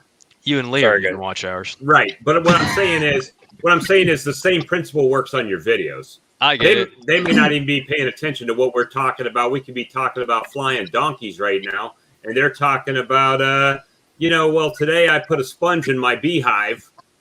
They're hanging out on their own on the side. It's like a separate entity from what's actually going on. Some of them are like, in and out and talking to each other and stuff. That's fine. But what you're doing is it's more of a presentation that, hey, I got this video. I'm going to be here and I'm going to be talking and chatting. Sometimes they don't show up, maybe they're busy. But if I'm at lunchtime driving 30 minutes to go see somebody and have 18 people watching me drive my truck to go to another bee yard, there's people going to show up for your premiere. Well, that's my problem. Whenever I'm shooting a video, I'm thinking, well, the people I'm talking to, they already know this, so I ain't going to sit here and explain that. But I'm not thinking about it in the back of my head. It might be a new beekeeper popping in and say, hey, well, what is that? 2 years from now, somebody catches your video from 2 years ago, and they had no idea about that. Yeah. And that's what I'm trying to get in my head whenever I do something, explain this or explain that, and I'll just say, oh, well, they already know it. Yeah, so... Yeah, that's what I was getting at earlier. When I watch back my videos, I think, I could have said that. I know probably all of my subscribers know that already because they've come from, watching me from other bee channels mostly right now, you know what I mean? Yeah. But that's not to say that someone else, you know what I mean, in the future might wanted to know what I was like, why I did something. And like I said, that inspection that I did where I went through everything, you know what I mean, only showed 10 minutes of a 25-minute inspection. Right. There's a bunch of stuff I did off camera that the way I positioned everything, was all specific and intentional, and I didn't even show it. You know what I mean? Because it would have just been, I didn't say anything at the time. You know what I mean? Well, you never know what is going to trip somebody's trigger. When I say that is, all right, everybody knows the sideline beekeeper, Craig Branch. He's got hundreds of hives. He's been beekeeping longer than I have. But he was watching one of my videos, and I had a block of wax in my pocket. And I pulled that block of wax out, and I started rubbing it on a frame they weren't drawing out. And I put it back in, and he commented, I've been doing this for 25 years, and I never thought to keep a block of wax in my pocket. Shameless plug here. I've got a video on my channel on how to do that with a deodorant container, to put wax in a deodorant container. Oh, I saw that, so that you can screw it out for that very reason. That was really interesting. I got a kick out of that because I was trying to figure out what the hell is he going to use this thing for. It's for exactly what what Bob talked about right there. You can use it to. I'm at home doing this, and I'm like going, well, okay. I guess I can do it in the bikini too, and you know. And you can coat your swarm traps with it as well. You know what I mean? You can, if you've got a brand new trap that you're using that just smells like wood from the sawmill, you can go in there and scrub it all on the sides. You know what I mean? And make it more inviting for the bees. There's multiple uses, but the deodorant. The thing about putting it in the deodorant container is it doesn't gum up your pocket, so it's closed up. So you can put it in your pocket or in. I have a tote that I keep all my tools in that I never bring out to the bee yard because I'm a moron. You can throw it in that, and it doesn't. The block of wax won't get in there and get on your queen cages and all the stuff that you've got floating around in the bottom of your container. Yeah, so. That's absolutely the right there. Be yourselves. Yeah, I don't. You guys have seen me at my best and my worst on this show. I mean, honestly, I've cussed somebody out flat on the show. I think I missed the video where you were at your best, Bob. I'll have to go back and see. I missed that's the worst one. That's okay. That one's still coming. No, you haven't posted that one yet. No, that's upcoming video. You got to watch for my best. You'll premiere that one, won't you? Yeah, every time. Hopefully tomorrow's is the best. Today's the best today. Tomorrow will be the best then. I filmed my camera died in the middle when I was filming mine, so I'll have to catch up. William, that video you done on the wax and the deodorant container, I'm going to drop that video in the link right there. Anybody wants to check that out? It's in there. But the link that I threw down there was free music from for YouTube. If you want to do it, it's Ben Sound. YouTube's got free music too. Yeah, but I'll be live in the middle of the day. Oh, hell. It'll be I go live all the time. That's my new favorite thing. So it's like, I don't have to edit it. I don't have to cut anything out. If you want to leave, you leave. If you want to stay in, you stay in. How many subscribers do you have to have before you do lives? Is there a subscription level to go on live? No, as far as on the computer, there is. Now, I know at one time on your phone, you had to have a certain number, but I don't think they have that restriction no more.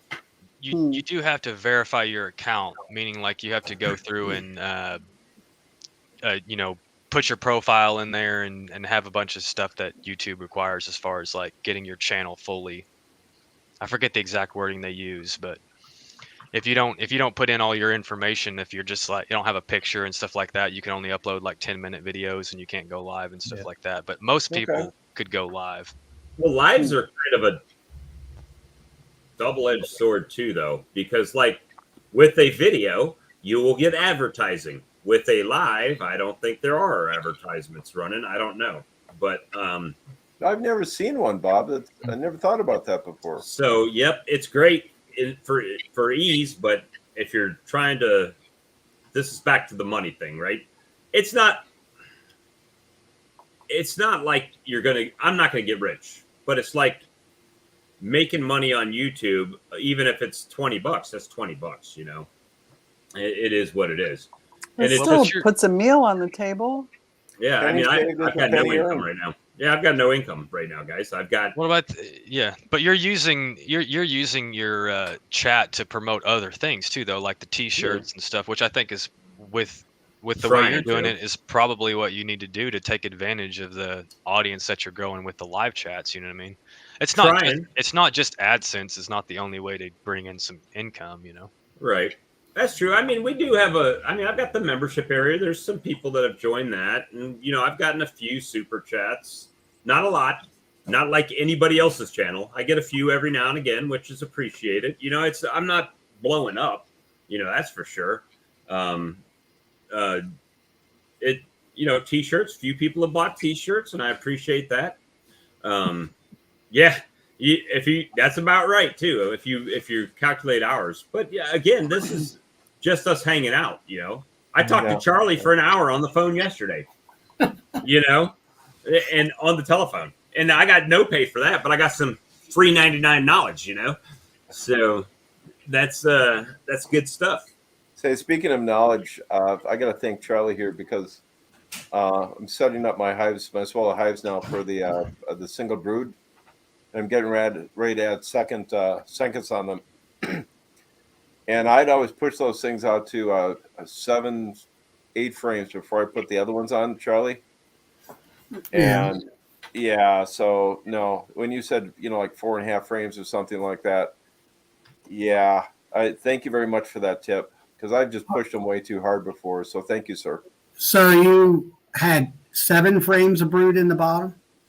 Yeah, and you got to watch them really hard before you add that second, because they'll start making cells like crazy. But in all fairness, there were a couple hives that I wanted them to make swarm cells on to harvest them. So a couple of queens that are just insane, great winter survivors here.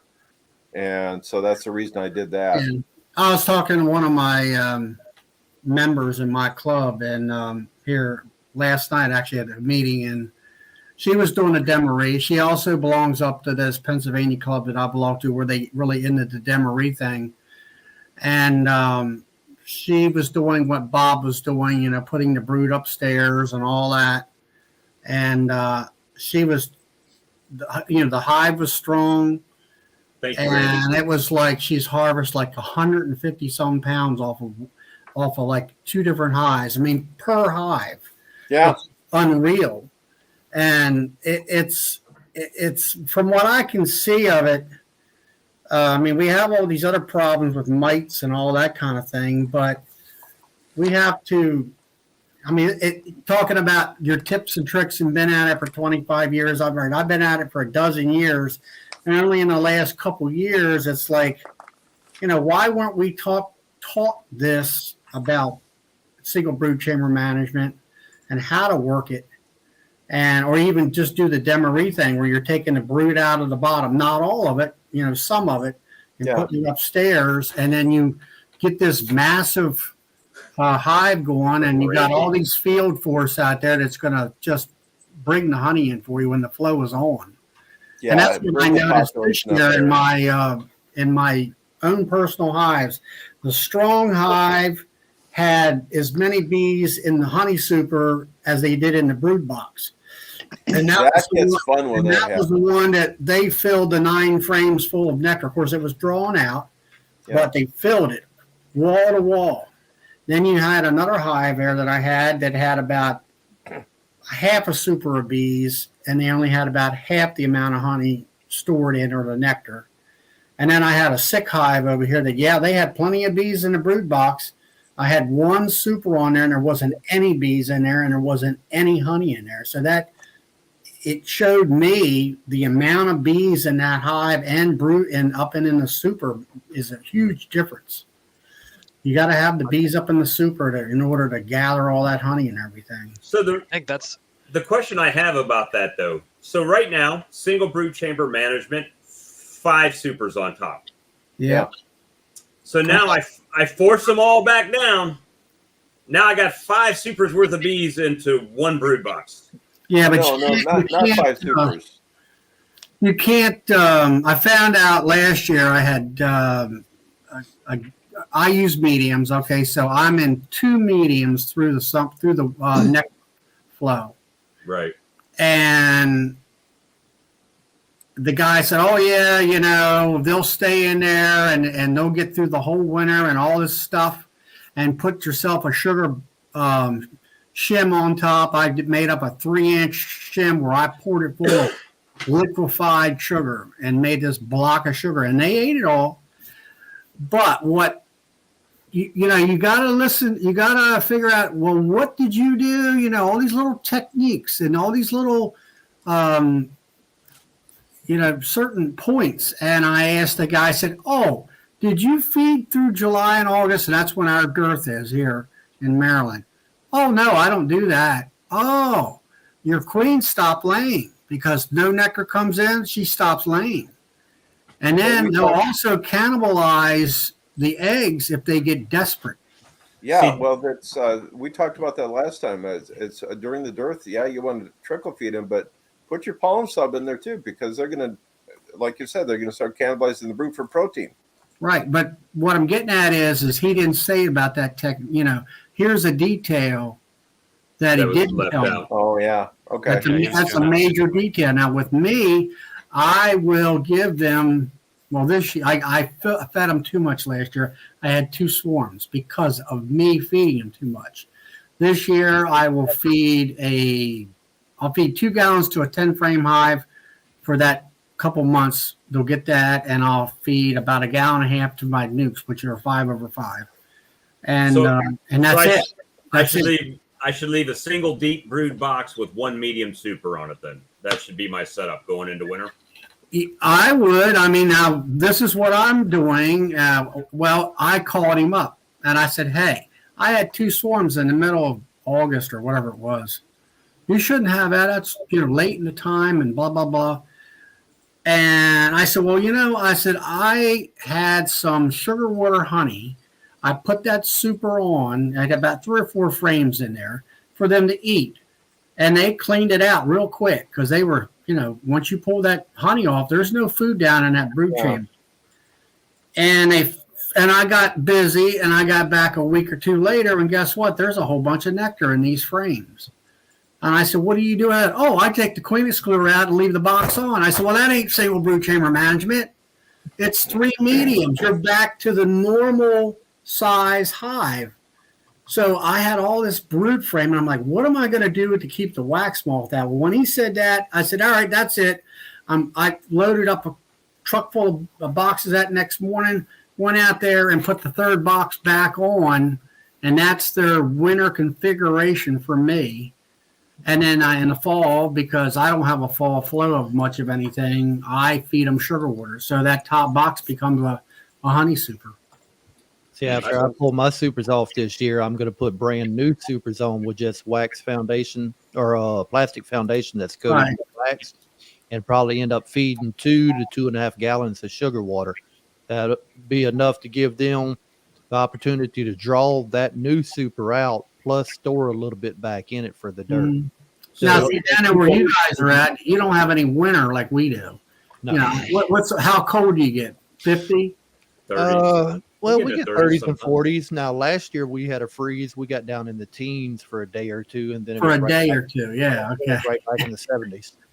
Yeah, back in the 70s. I mean, up here we're like, it's snow on the ground, and it's 32 degrees or 28 degrees or 20 degrees, and it's for 3 or 4 days or maybe a week in a row. Yep.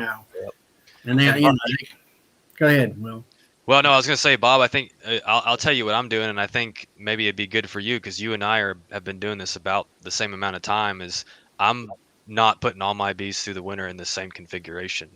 Even last year, I'm going to do it again this year. I'm going to put some in singles. I'm going to put some single in a medium. I may even do a couple double deeps because I want year after year comparisons in my area. You know what I mean? Like Ian Stepler, Charlie, like when they've got a decade of experience, they kind of know exactly in their area what works best for them. And so I don't want like one of the benefits of having like all this YouTube knowledge to be one of my weaknesses. You know what I mean? Like I don't want to take one specific thing and just think, oh, well, that's going to work for me. I want to try all of the different options and experiment. The it's science stays the regional. same. You know what I mean? Like I'm not going to do something silly. Like I took bees through last winter in double deeps. I took them through deep and a medium. I took them through in singles, and they all survived. I didn't have a single loss. You know what I mean? But I did have some bees come out of winter a little bit better than others. But that was 1 year. You know what I mean? I'm not Right. going to even trust that data. I want to do it a couple years in a row and see. Okay, well next year did the single do just as good 2 years in a row as the single and the medium? And I want to play around with that and figure out like what's best for my specific area, and that may be Well- a good thing for you too. And also you've got colonies right now at a ton of different stages, so that would be the most convenient thing for you too. You know what I mean? With your Right. climate, you might be able to overwinter some nukes. See how that works. I Overwinter some- overwintered nukes last year, Well, there you go. and all my nukes made it through the winter. I only did three. Three made it through the winter, and they're all honey producing 10 frame colonies this year. But what I'm noticing with the single frame or single brood box management that I've been doing, and it could just be here where I'm at, is that the brood box, they're slamming that puppy full of pollen. I mean, it is just getting pollen bound. And I'll go into a brood chamber and I see, like you can even see, let's say in my nuke video I did today when I went to the Grove, they have larvae laid up in there. You can see the larva, just not a lot of cap brood. So it's like they're laying it up. I'll come do an inspection. I just have uncapped brood. I don't know if they're pulling it back out, if they're cannibalizing it. I was just going to ask you that, Bob. If they're not yeah. cap it, I don't know. Yeah, I wonder if they're drawing back. And throw something up here. You can here for me. I can get terribly pollen bound in May, and you guys all seen people equalizing frames, right? I've been doing that too this week. Yeah, so here I end up equalizing frames just because some of them are so loaded with resources, and I'll pull those out, paying as much attention to those as I am brood. And Bob, I'm really wondering if your hives where you're just seeing just the larvae in there. I bet they are drawing it back. You might even want to, just as an experiment, try and throw a bit of a pollen patty on one and just see if they devour it. Just a thought. Well, I'll tell you what. I was noticing that like dry brood that we were talking about in a couple of my nukes, and once I slapped on feed on them, I don't see that anymore. Just a little bit of syrup, kicking them through, and. Yeah. I'm not worried about the nukes and the 2-frame nukes with syrup because they're not going to produce honey. And if they do put honey in the brood box, I don't care because I'm not going to harvest that honey out. Yeah. So let them do it. Put it and to DC, them. Thank you very much because I've been meaning to get a series of pollen traps just to do just that, and then I'll take the pollen and I'll mix it in with the Ultra Bee in the spring. So, well, I've never had a pollen bound colony because I've always run doubles and triples, right? Just let them build. That's what I was doing. And then just put supers on and pull the supers off. But this year I've scaled that back to 1 box. So I'm trying to keep up with them and give them enough space and stay ahead of them. How many flames of pollen are in that box? When right now, not that many, because I pulled about 4 or 5 frames out that had a lot of pollen on them and a lot of brood, and that's what I used to make my splits into the 2 frames with the virgin queens and the queen cells today. Well, I mean, I get a lot of frames in there where it's just a solid frame of pollen. Now I'll give them 1 frame or maybe 2 frames at most, and then the rest of them, to me, they're just taking up space. I want them packing either brood in there or wherever. Well, down in the brood chamber, brood. I want the queen laying. Do you? Before I forget, just be really careful if you have a hive that is superseding a queen during a really heavy pollen flow or nectar flow. It depends upon what you got there, but because if you don't have a fertile queen in there, the doggone bees will plug everything up. So when the queen comes back and she starts laying, there isn't room. Yeah, and I have one that's doing that right now. That I got to go through this. I got some issues. Some of my single broods I have that issue right now, and I don't know what they did with the queen, but they're. I got 20 queens sitting out there right now, various stages in 2-framers. Yeah, I Thanks, put Cajun. in, I don't know, a week or two ago to see whether they make a queen. My question is, some people say they move the honey upstairs, and I'm wondering, will they really do that, or do But they don't move pollen. Yeah, they don't move pollen. They'll They move don't the move honey. on, no. Will they move the honey up there? So I'm like, I'm nectar bound in some of these hives. So I mean, I got, that's one of the things I want to do this week. And of course, it's going to rain Saturday. It's like, and it rained last night like crazy. I had a tree out there with a bunch of blooms. Now they're gone. So my nectar flow is, dying. I think that works if you have a bunch of drawn comb, and that's part of what they're doing with the dim array. But I've never enjoyed that luxury. So it's like when I'm drawing comb, it's like when there's something for them to draw the comb with. So it's like once they get bound, it's like really hard to get them unbound because they have to build the comb, but they've already got the other cells full, so they're filling those cells as soon as they build them. You know what I mean? Yeah. So William, that's where I start equalizing the bees. The different hives. Right. I mean, I got the brood comb, and I'm running out of honey supers right now as far as drawing wax. But I mean, I think this year we've had these spots of rain. It's knocked the honey flow out, fair amount. I mean, one week it rained a lot to where that weekend I've spot checked them and they're like, yeah, they didn't do anything because I knew they didn't do anything because they couldn't get out and fly. And then last week I spot checked them and they had some pretty good flying days, and they felt the super that was empty the week before about half full. I'm hoping that they'll had enough time this week to fill it out. Yeah.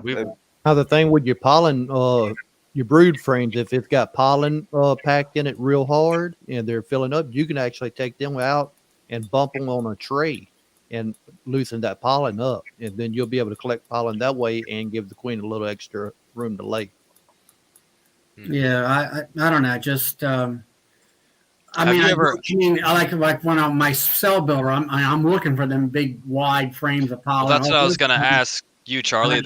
I moved at the end of last year, and so this year's my first year where I'm living now. I've never seen pollen like what they're bringing in. Do you ever take full frames of pollen and just freeze them, save them for the next year to put in your cell builders, or does that work? Or sometimes I chuck them.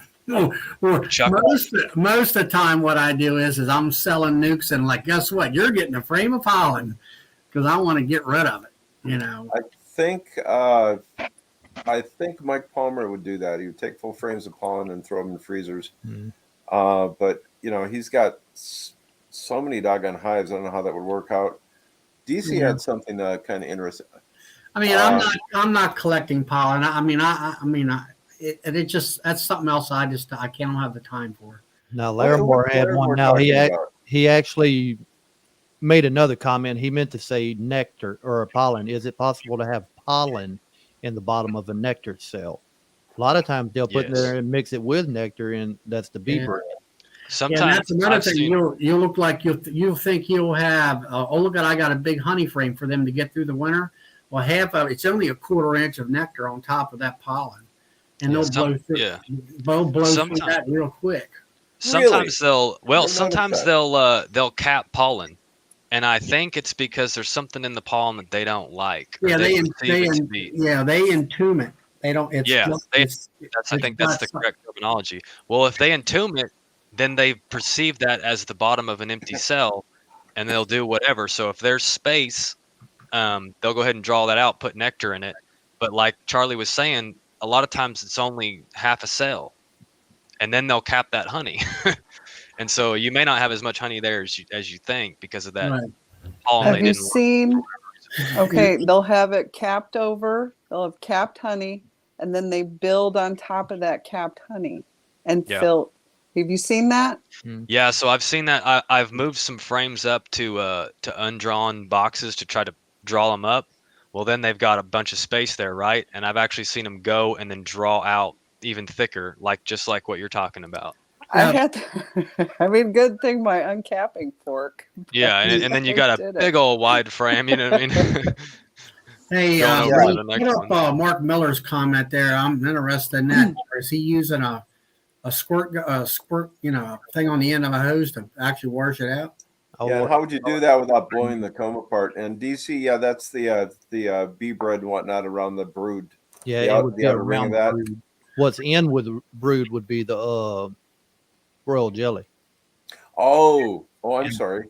And they only really put a certain amount of that in with a worker brood or anything versus what they put in with the queen cell. Yeah, 3 days. 3 days for a worker, and then the whole entire life for a queen cell. Yeah.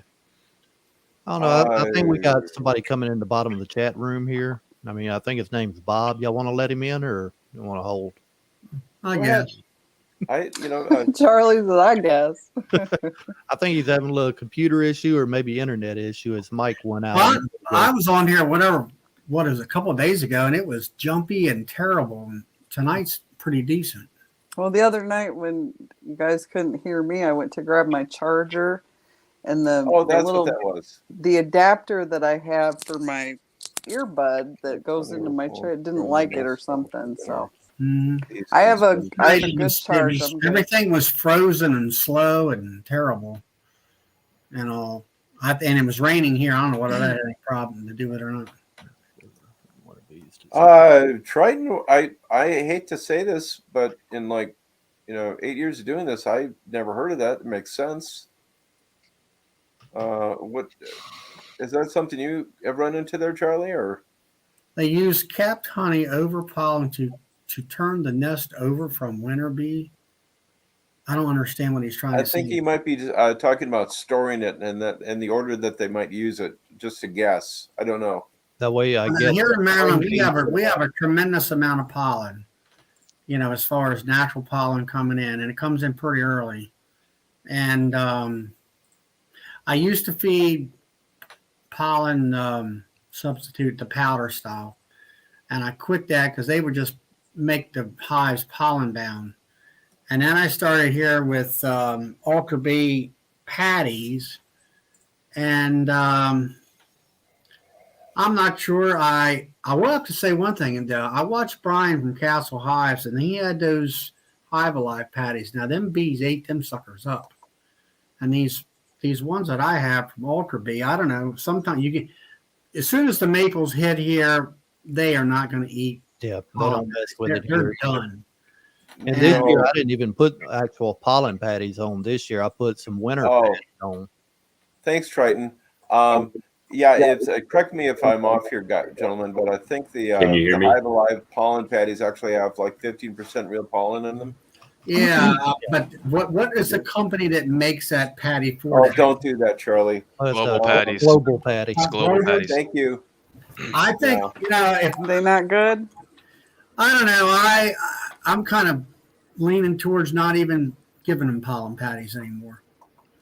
They're expensive. It's just like what's it called, Honeybee Healthy and all that kind of stuff. When they got up over $100 a gallon, because I was buying it by the gallons, I'm like, forget it. And then when I seen Frederick Dunn's experiment, I'm like, I just over the period of years, I've gotten rid of the the essence of oils and they do hail other additives out there.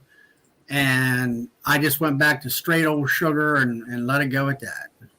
And I'm bringing that comment back up. Hell hives. I find if you put a smaller portion of the patty on there, the bees have more of a chance to eat that up before the larvae get into it. Yeah, thank you. Now, if they add the peppermint. I don't know how Cayman does it. He just slaps a big dollop on there. Yeah. It's about 2 pounds of patty here, Pat. Oh yeah, it lays down there. Now, We buy our Ultra Bee in bulk from Man Lake Dry and mix our own. Yeah. So now, if you put a small piece of pollen patty on there and they eat that up, you can always go back and add more. Yeah, I mean, if you put too much in the hive beetle larvae get into it, then you just got a mess. We got that up here too, where if you take a 1 pound patty, cut that in like quarters. Mm-hmm. About a 2 inch wide, maybe 2.5 inch wide strip, and that's good enough for one hive. I normally cut my patties when I do put them on into thirds. Yeah, well, there you go. And that depends on how strong that hive is. If they're strong, I'll Exactly. put a third on. If they're a little bit weaker, I might cut it into fourths. You want to see the secret pollen patty weapon for hive beetles? One of them. When you make your pollen sub, put it in a Ziploc baggie. Don't use wax paper. Don't use parchment paper. Use a Ziploc baggie. The reason is when you stuff your pollen sub in here and you smash it flat into a patty, guess what? Just like Hive Alive fondant, you can cut a space out where only the bees can get to it and the beetles can't get around the outside of it. So, See, I'm right. I wrote that down, Bob. See, that's $1 million tip right there. Look at all the bees really I is, just Bob. saved. That's way Just too don't bloody obvious, reuse brother. the Ziploc baggies. Yeah. Yep.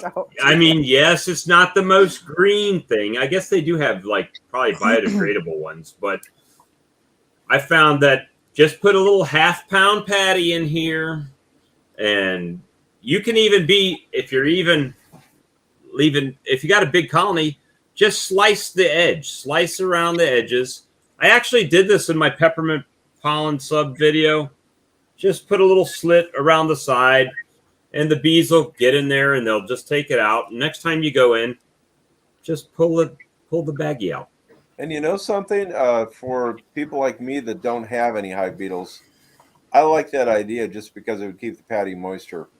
It does.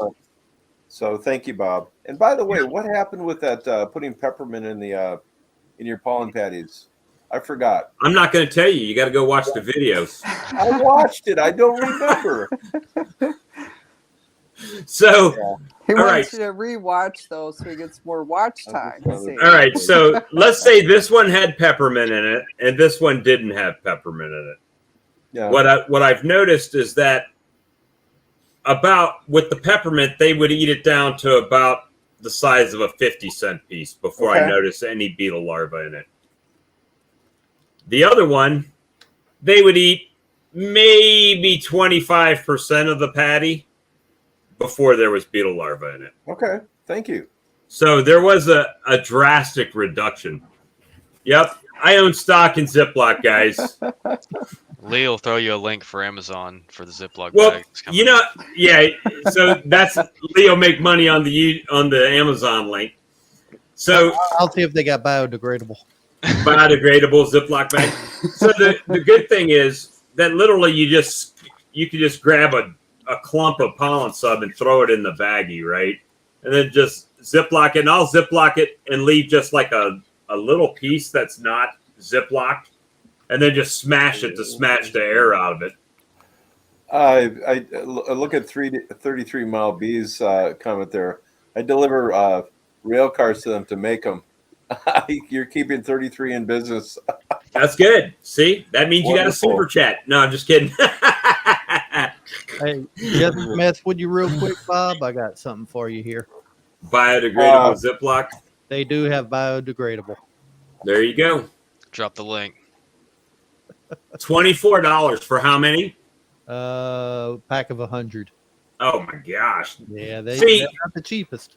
Yeah, that in itself is why green probably trust me, I try to do green things.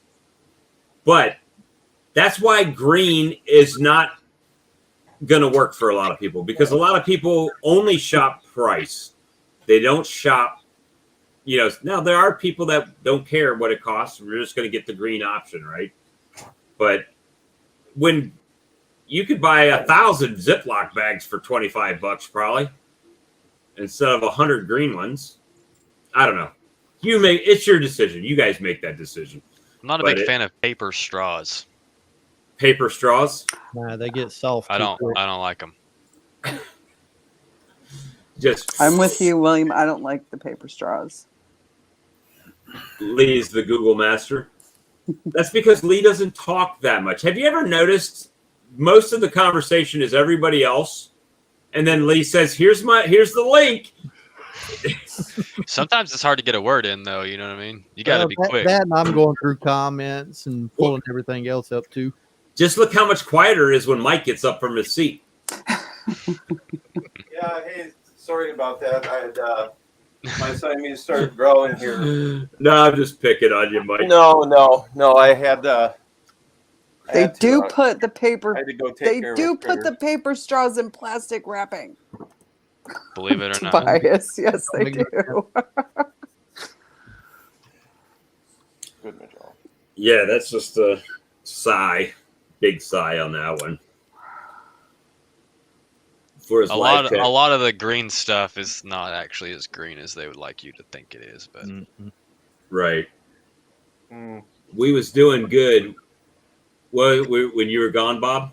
Hey, I can make it happen, guys. I can pop right off here. Hey, what? Hale, yeah, I got an American flag in my living room here, but I've also got a 12 gauge Magnum hanging over the fireplace. So you kind of make your own decision there. He's the mastermind. That's right. He's the producer, and now he actually has more viewers than I do watching the live stream. So that's awesome.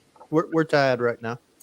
Yeah, but I'm watching my own, so that puts us at you with 22 and 22. Oh goodness me! That's 22 and 22 with me watching, so he's ahead of me by one. Alabama. Oh, okay. Sorry, I had to. But that's a good thing. Lee brings all of the toys.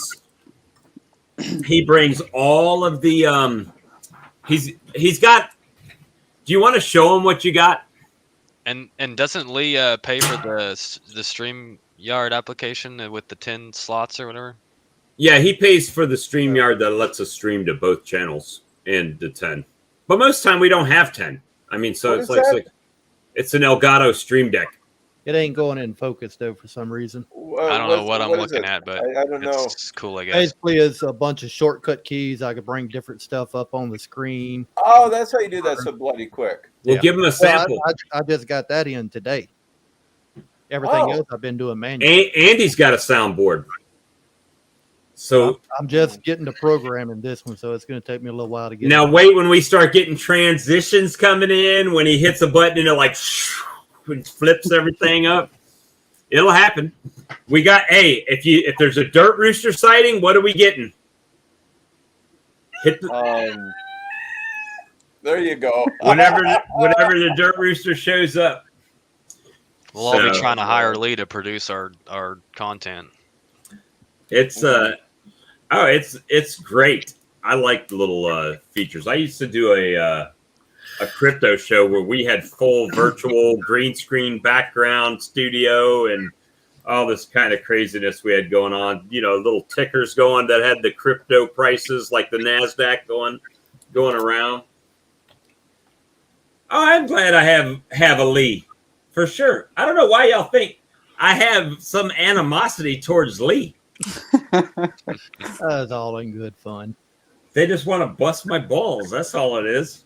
Especially DC. DC is good for that. DC will just sit there and be hammering me the whole show. Oh yeah, DC's got DC and Hale. Oh, they've got some good ones.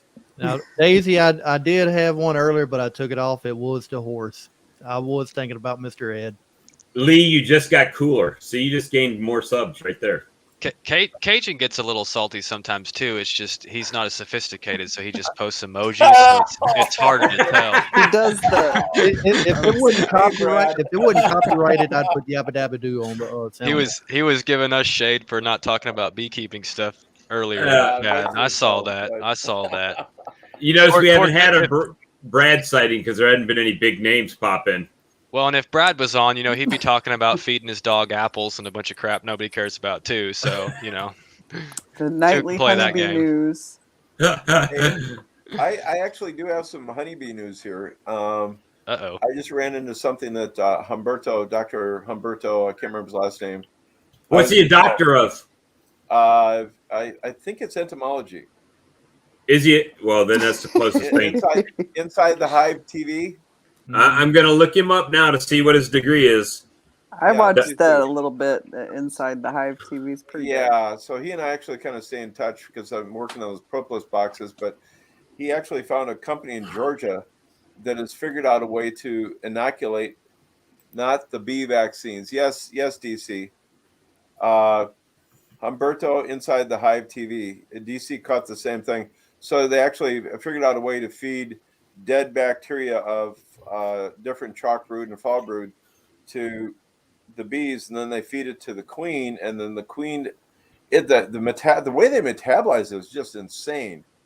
But and then she produces some antibodies or something like that, and then all the bees that she lays have got that built into them. It's just bloody genius, and we're not talking about some experimental, Dr. Fraudsy virus thing. These are bacteria, and it's just good old school. This is the way we used to make vaccines, well, for bacteria. But I'd encourage you all to see that. The company is in Georgia, and it's going to be very, very interesting. DC. Will Obamacare pay for it? Only if you. Will the VA hospital take care of it? Only if you harvested ballots. You got to fill out the Wait, form with the fisheries department. Can we go back? What did you say about you're doing what with the boxes, with propolis boxes? Yeah, I'm making some. We did them at the mill, so the interior of the boxes are all rough, and I've been experimenting with other patterns inside of hive boxes to try and get them to naturally develop that propolis envelope. So found out a couple of really interesting things using different blades and widths as far as just being able to retro your old score, basically scratch into your old boxes to get that propolis pattern in there. And burn the insides and wire brush. Now, DC, does that make them put propolis on it? Okay, because that's what we're looking for here. But it's the interior is just really, really rough. They find they put the propolis more if it's rough. Yes. Well, they do. They definitely do. Think about the inside of a hollow tree where a bee would normally be.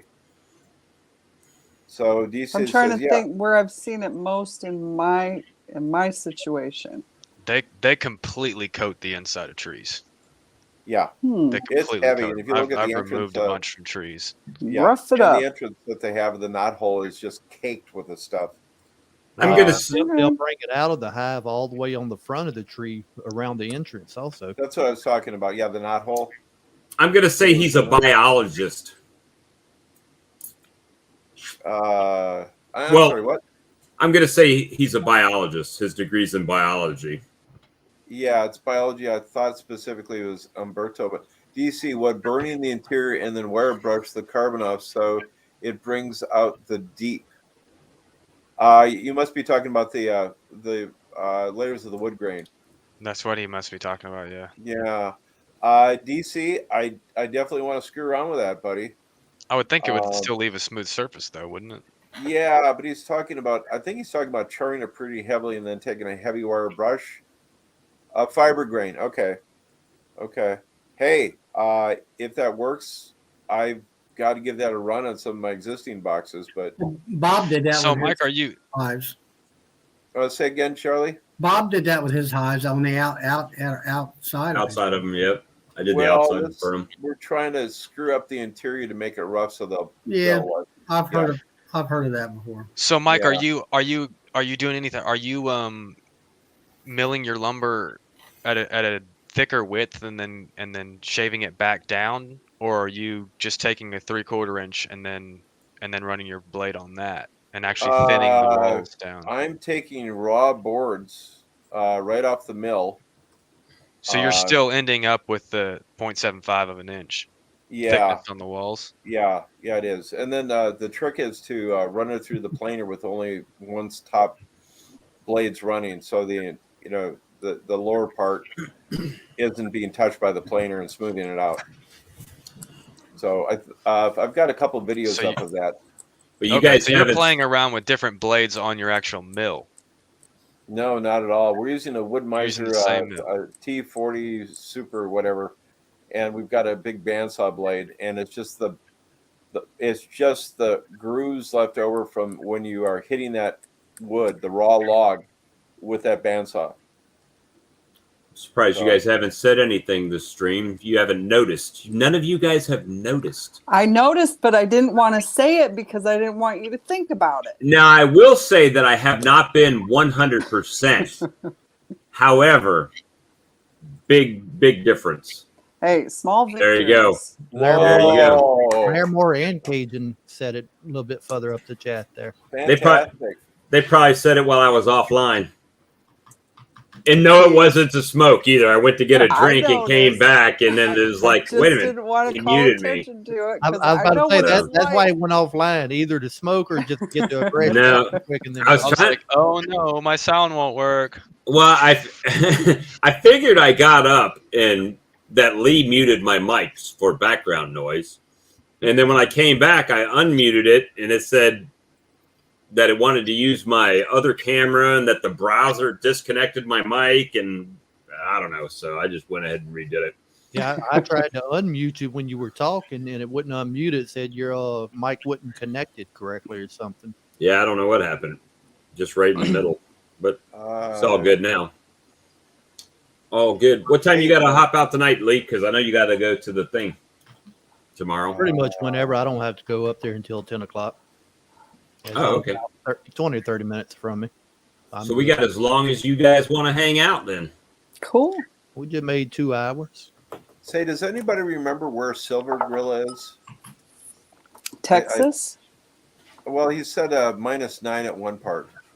A day. That's good. Gesundheit. Thank you, Let dear. me see. Yeah. He'll probably tell us in a second. Silver, where are you, buddy? We forget. If I'm wrong, I apologize. Yeah, I don't know. He's got a lot of colonies, though. He's not no small beekeeper. He's got a lot of colonies. Silver Gorilla does. Yeah. When he said he had one day of -9, it just caught my attention there. Like, okay, wait a second. Is he in Nebraska? Was he a Nebraska guy? Oh, don't do that. I really don't remember. Got to start somewhere, Bob. Keep it up, bro. Silver, where are you located? And they got about a 15-second delay from when we actually say something and when it loops back through. But there we go. And we're in this StreamYard thing, so we got even a little bit more of an interesting delay there, I think. I don't know if you see that arm on my screen right here. My wife just snuck in and sat in this chair and was staring me in the back of my head. Now she just got up. Now she's walking off. She's like, "Can I go to the video game?" You don't watch it, she's going to get that frying pan again. And hit me on the top of my head with the sting.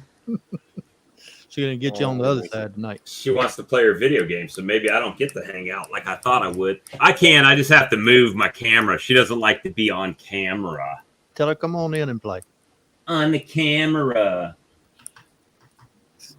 Silver Gorilla said he's in North Central Texas. You saw her go around the door right there? I was right. I remembered Silver Gorilla was in Texas. Thank you, Sarah.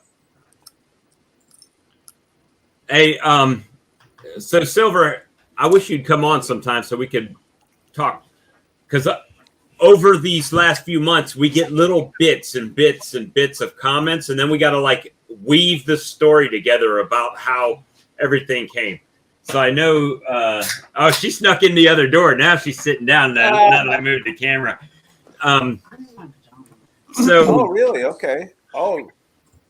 They can hear you, by the way. You talking back there, knucklehead. And meathead. How many?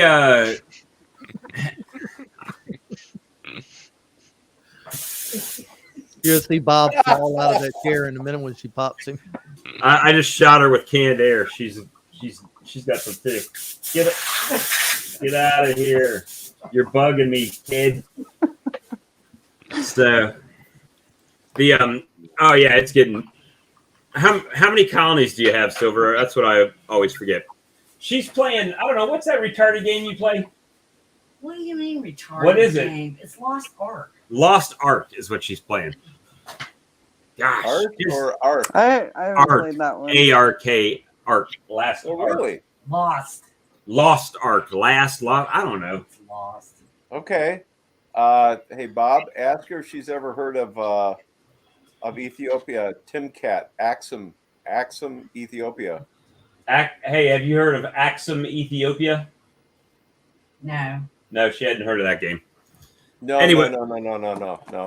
That's the programmers. the city of Axum. Well, that's not a city, a little town of Axum, Ethiopia. That's Look at DC. Children's Texas Silver.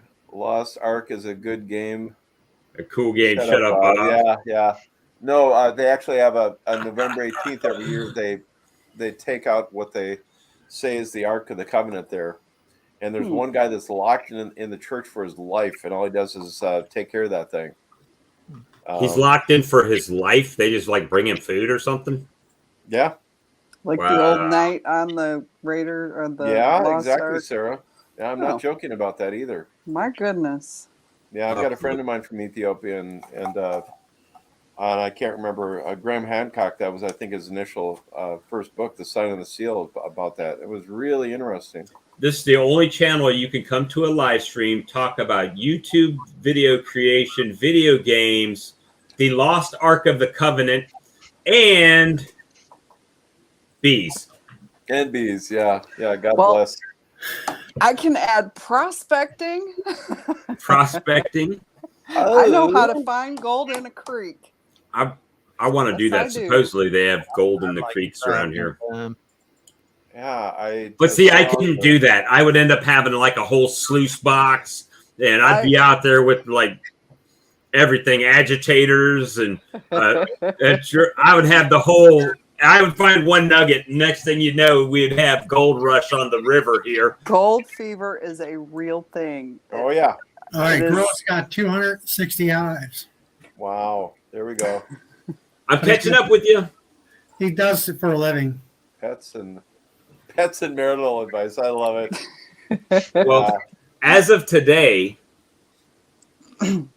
see, I've kind of got it where I count the two framers, and then I don't count the two framers because they're not like real colonies, are they? I mean, they got a queen, they're laying, so I guess they are a colony.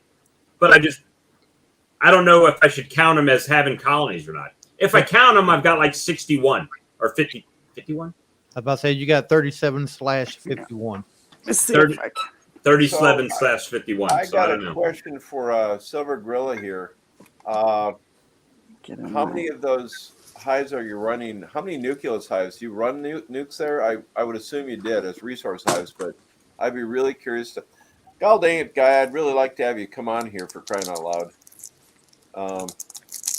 Count them as halves. Well, they all have a queen, so technically they're a colony, right? Yeah. There's my Indiana gold. Oh, there you go. Nice. Good. Okay, now the gold we found in Georgia. Oh, see, now you're killing me because that's like right there. Hang on.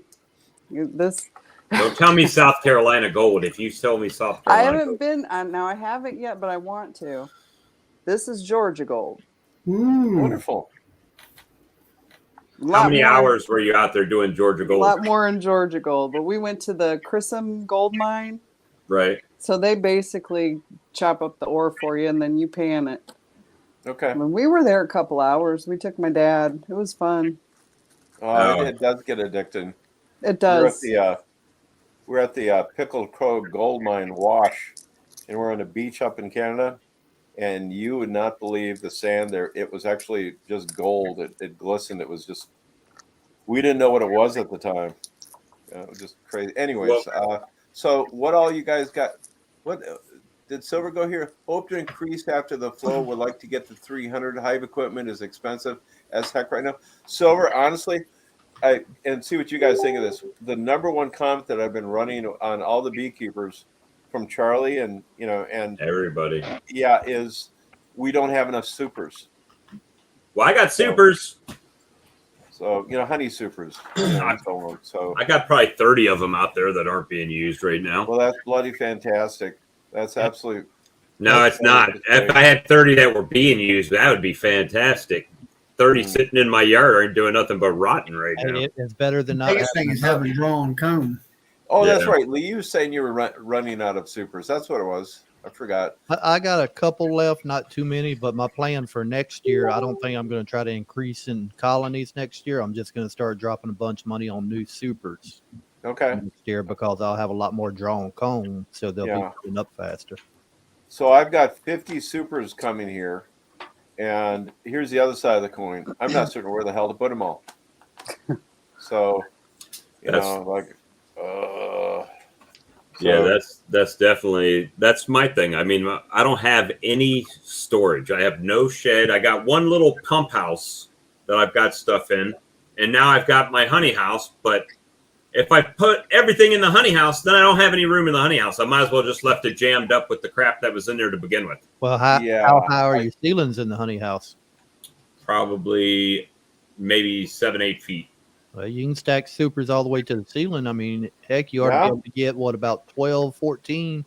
Hell, I wouldn't even have to finish. I could just make a ledge, and then the sides of my walls would all just be supers. There you go.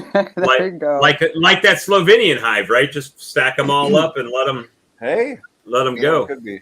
Say, William, by the way, all the honey supers that we're making, those all have the propolis interiors too. Just because. Yeah, that's interesting. I'm interested in that because I've been thinking about milling some with my Alaskan with my chainsaw mill, and just leaving it rough. It leaves a real rough surface. Yeah. So, by the way, See what they do on that. do you have a crosscut blade on that? No. Yeah, spend the money and do that. I haven't figured out a good source to buy them. I've kind of looked online, but I can't. It's hard to tell if they're real crosscut chains or not. Yeah, you talking about crosscut or you talking about a ripping blade? Oh, I'm sorry, Charlie. Yeah, he means a rip. Yeah. Thank you. Yeah. I know what he meant, but yeah. You silly guys in your woodworking. You never have enough equipment, Mike. Yeah, absolutely, brother. I don't know. My brother got a thing, and we got a Lucas mill. And we use that to split logs that we can't lift, or put on the main mill. We've done that here the last couple of days. So you guys, I mean, roughing the inside of the box for you guys don't have propolis like we have here, where all the boxes are just stuck together. I mean, I literally have to pry every box apart. Well, you're confusing not confusing. They glue the frames down. They glue the boxes together. We're actually trying to get a wash throughout the entire interior. We want the envelope. Yep. I gotcha. The envelope, does that help them get through winter better? Actually, it does, because it eliminates the hard data from the U down here just south of me is that it reduces the virus load in the hive that the mice bring in by 90%. So couldn't you just buy propolis and make like the alcohol propolis wash and paint it on the inside of the box? Bob, actually, that's literally one of the things that Dr. Spivik's group did. They made a propolis tincture and then they washed down the interior. Did that help? Yeah, it did. It did. And then they have something that you guys couldn't use down there, but they actually put propolis traps on the walls of the interior of the hives. And yeah, so they've been messing around with all sorts of different patterns. And I think I mentioned this last time, but the thing that the secret project that they're working on right now is basically making an apame hive with a propolis gathering interior where it's rough enough, it's got grooves and whatnot, the bees will come in there. So no one is supposed to know about that. I kind of figured it out, but dries in the interior and the bees move it around.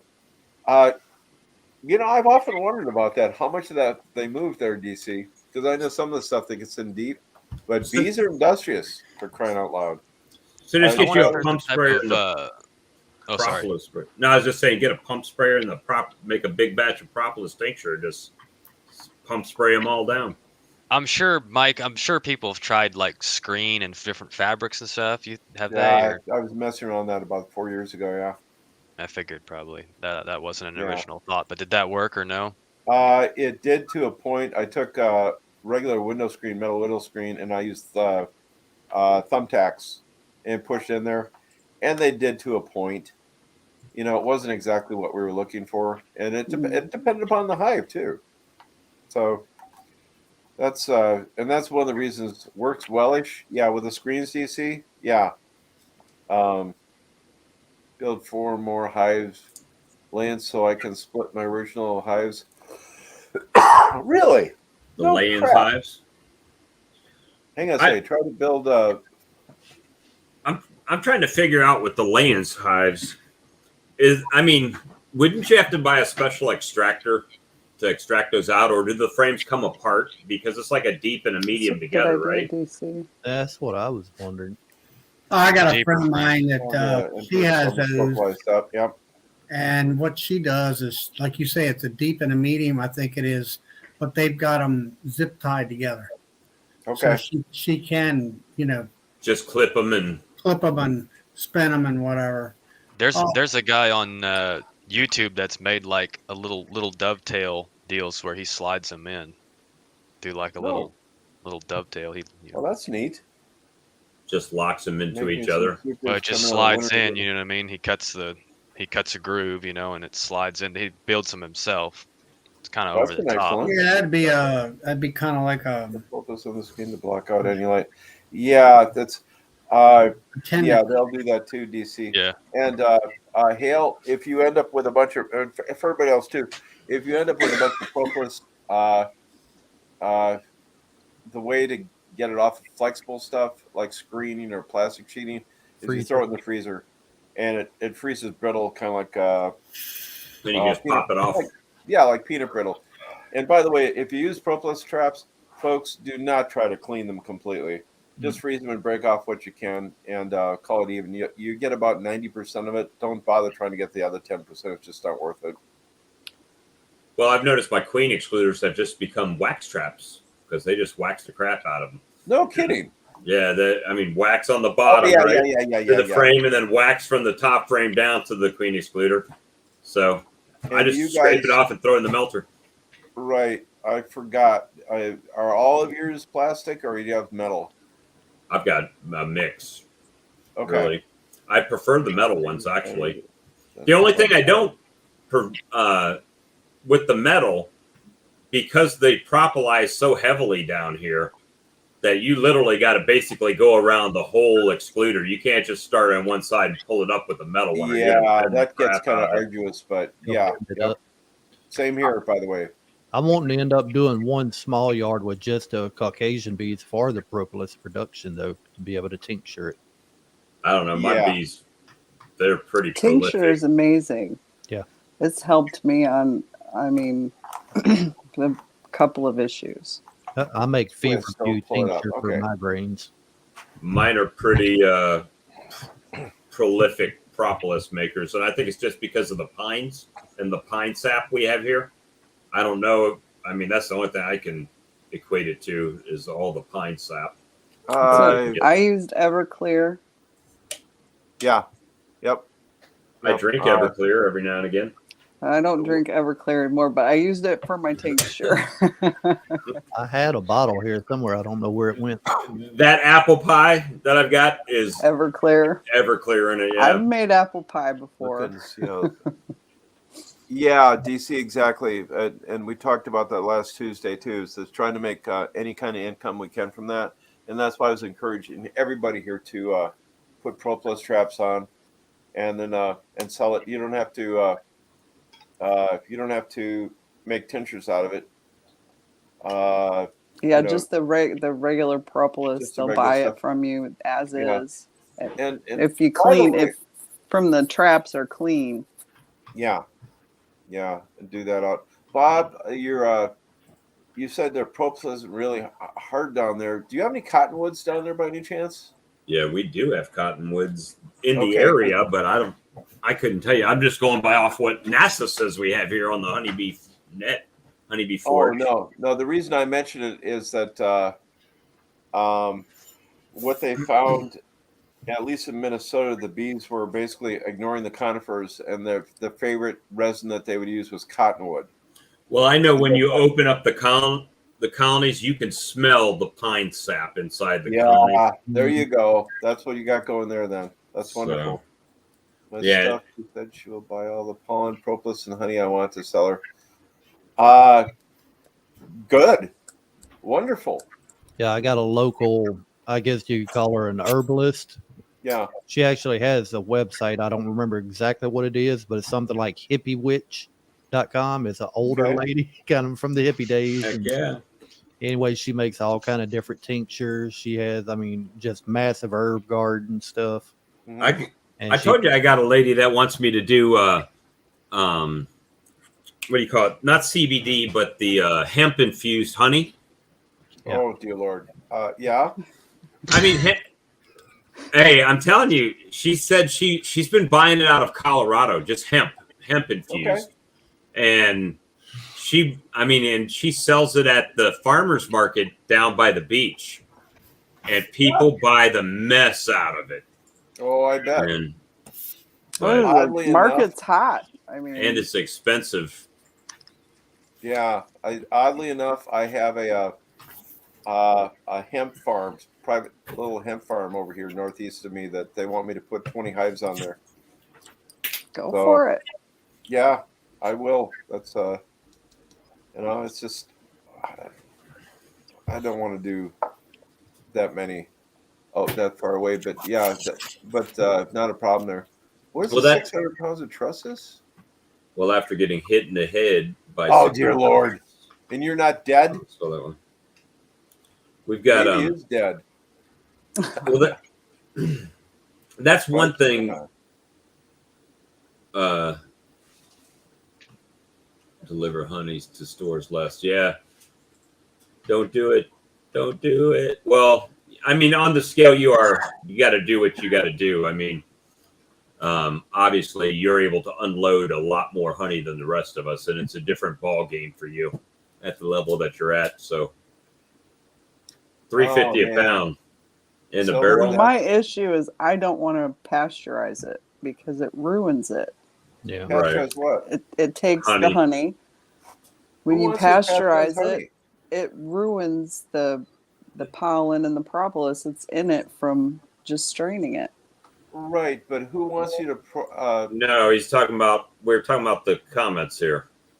Okay, I'm sorry. Do stores require that, or?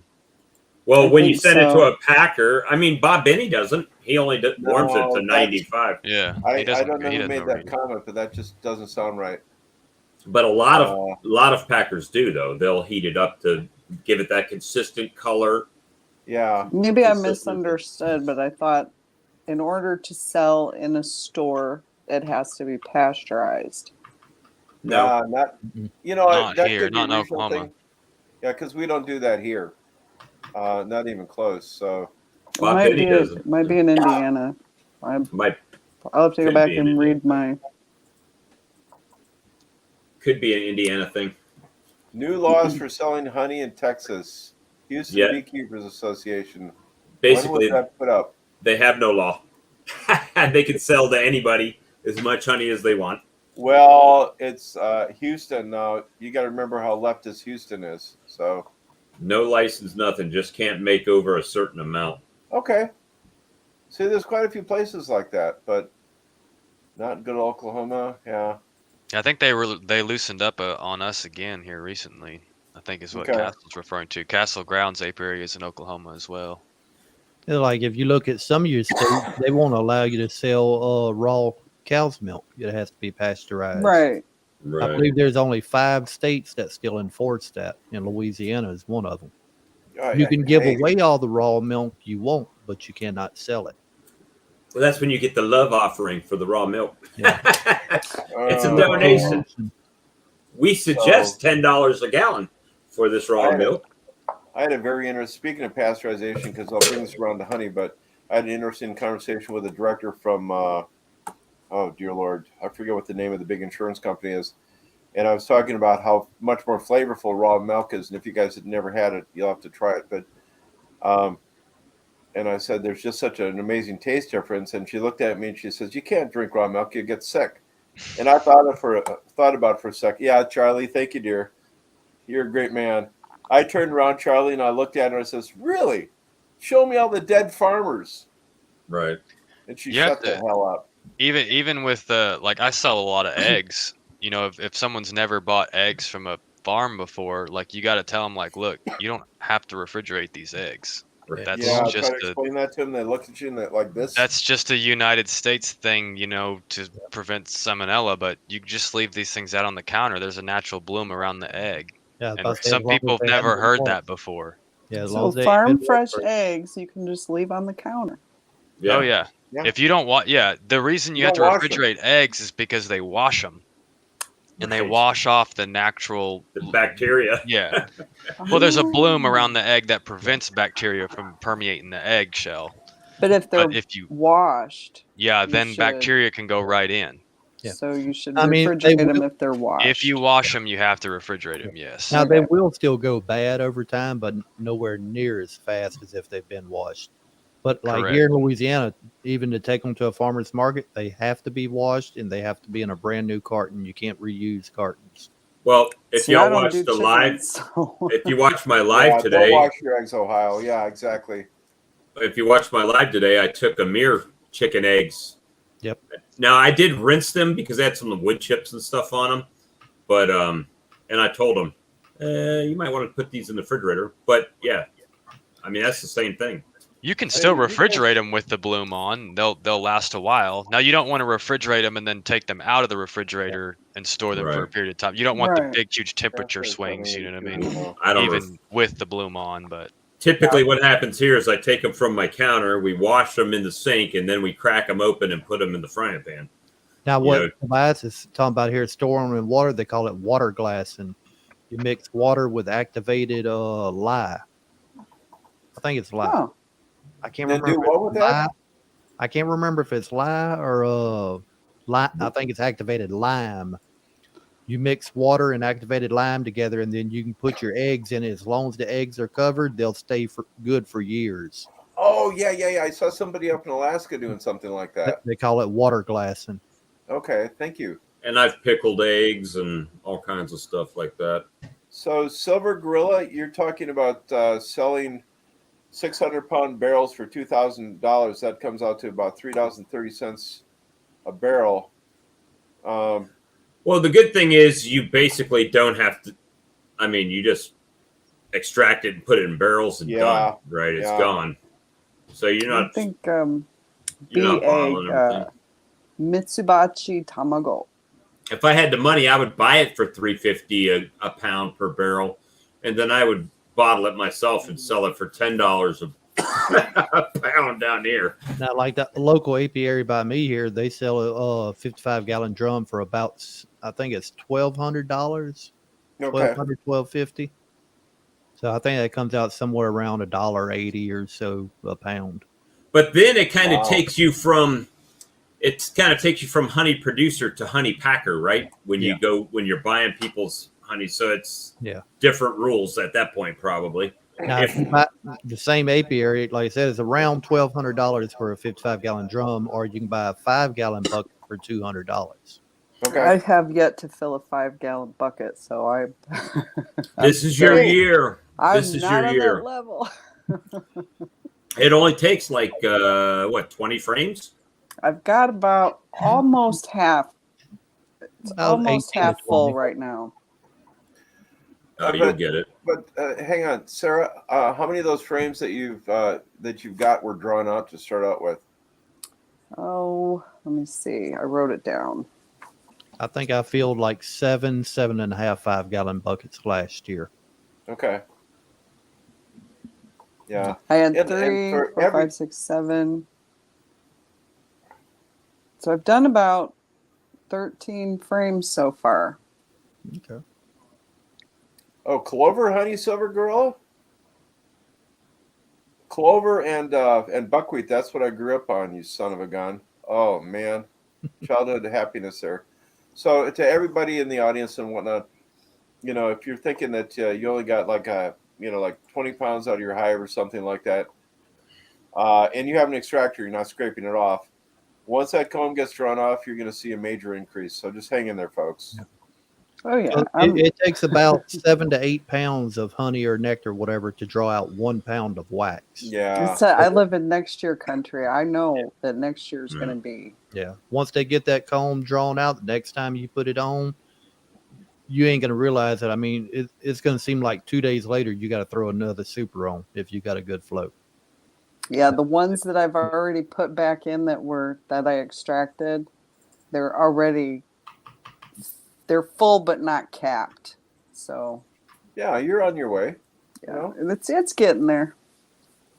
Yeah, Brad, I sold all my honey from last year, but I pulled 449 pounds last year. That was my first year actually pulling honey. Wow, that's wonderful. I started the season off with 1 overwintered hive and then 8 nukes.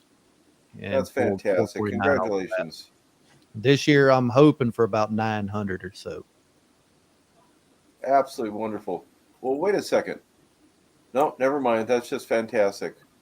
Wait a minute, that sucks. No, never mind. That's fantastic. I would have pulled a lot more this year, but working 712s, pretty much all my hives swarmed. So I need to know where he was going with that. Well, actually, all I was going to ask is that, how many hives did you pull the 500 pounds off of?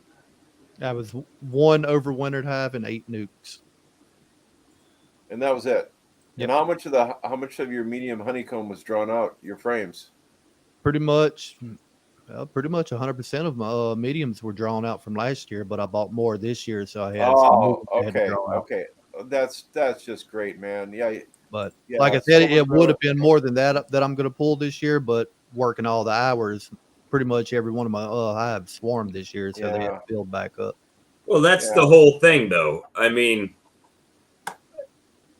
I don't know. I can't say I messed myself up because I'm still going to get honey and I expanded. So it's like, I probably, if I would have just went straight honey, I probably would have gotten more honey. But now that I have more colonies, I could technically probably pick frames out of a few colonies extra, So I don't know if I'll get as much as I was hoping at the beginning of the season, but now I got a lot more bees. So it's like, yeah, what do you do? We got that going on. Good night, Ohio. Thanks for coming on. Yes, thank you.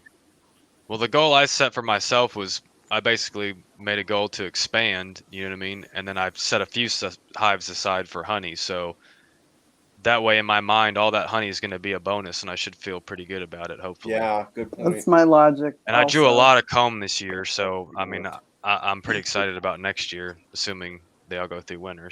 Or the majority go through winter. And I did mess up to begin with my early splits, so set myself back a little bit. Well, and that's fine if you're trying to just expand all your bees, and get yourself up. That's, there's probably a pretty strong watchword here. You have a plan. Yeah, and I didn't want to purchase any bees too, so that limits what I can do with putting that constraint. How many swarms have you caught now, William? 2 swarms. Well, I caught that one of my own, so that'd be 3, I guess. Yeah, and it's I caught 2 swarms that weren't my own, and then look at Lee bragging on his honey. I just walked over there and bottled that one. Oh, you did? Oh yeah. Well, I got Bohemia Bees, Maryland honey right here. Oh, I really? still got this. My bears. As a matter of fact, I would take a taste of that Maryland honey right here. I shouldn't say this, but I have a spoon in here. Very nice. I'm just waiting on some more bottles because the honey that I have in the bucket, I am 99.8% sure that it's blackberry. Oh man, I got a lot of blackberry this year.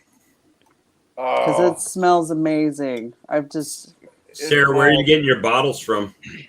I actually gave my husband the website, the Gamber container. Mm-hmm. So I think he might have gotten some from, but he gets them for me. So the rain in our area was perfect for the blackberry. Like it rained a lot before the blackberry, and then just stopped, and all the blackberry bloomed. Oh my gosh! If it was a decent hive, they put on 40 pounds of probably mostly blackberry from what I could taste. Man, that's wonderful. That's absolutely wonderful. So, God, I just had Milli Vanilli run through my head. Blame it on the rain. Well, whoever really sang that song. Right. Yeah. Something I'd be really curious about, your drought silver gorilla in Texas. I don't remember if your part of the state gets those, but last year we only had 20% of our normal crop here for honey. It was just that dry. Speaking of rain. So root beer. Sometimes too much rain though can be a problem as well though. Yeah. That's what I was saying. The rain just was perfect for the blackberry, but doesn't mean it didn't mess something else up. Blackberry crop here. One of my yards, 66 acres, cross fence blackberry. Get out of here. Dang. Oh, man. Blackberry honey's so good. So we've agree. got the native mini blackberries here. We call them black caps, and they just exploded into blossoms here. But I don't have any honey supers on, so they're bringing that all in just for themselves. I don't get any of that stuff. So congratulations, folks. Yeah, see, those are Yeah. raspberries, and I think raspberry honey would be even better than Yeah, blackberry. I've never tried raspberry honey. Yeah, I do have a beehive next to a small raspberry patch, so a guy that grows it wanted all there. So let's see what happens there. Last year, too much rain was. Oh, yeah, okay. I kind of remember that. Yeah, we had a lot of rain here last year. It was bad. Okay. It's We're supposed to only, rain here tomorrow again. I'm just getting a little like it's hot, and then we'll get a little bit of rain, and then it just gets hot again, like hot. Yeah. We're supposed to get up Charlie, into the 90s next week. So, Next week we'll be in the triple digits yeah. here. We've been Charlie, in the what do you 90s got for your about 2 weeks. forecast for rain this week? What's that? Charlie, what do you have for a forecast for rain this week there? I think he's muted. Turn your microphone on, Charlie. All right. There he is. It poured pretty heavy last night. Today was real pretty. It's supposed to rain Saturday. It's Okay. like Bob's getting. You get 2 or 3 days of nice weather, then there's a rain, and Yeah, and um, we could really use that here. and it kind of washes the bloom away, or it washes the nectar away, and Yeah, but my nectar. I mean, we're in June, so the nectar flow is winding down. By the end of the month, we're done. We got I got 89 in isolated thunderstorms on Saturday, and then next Thursday 96 in PM thunderstorms.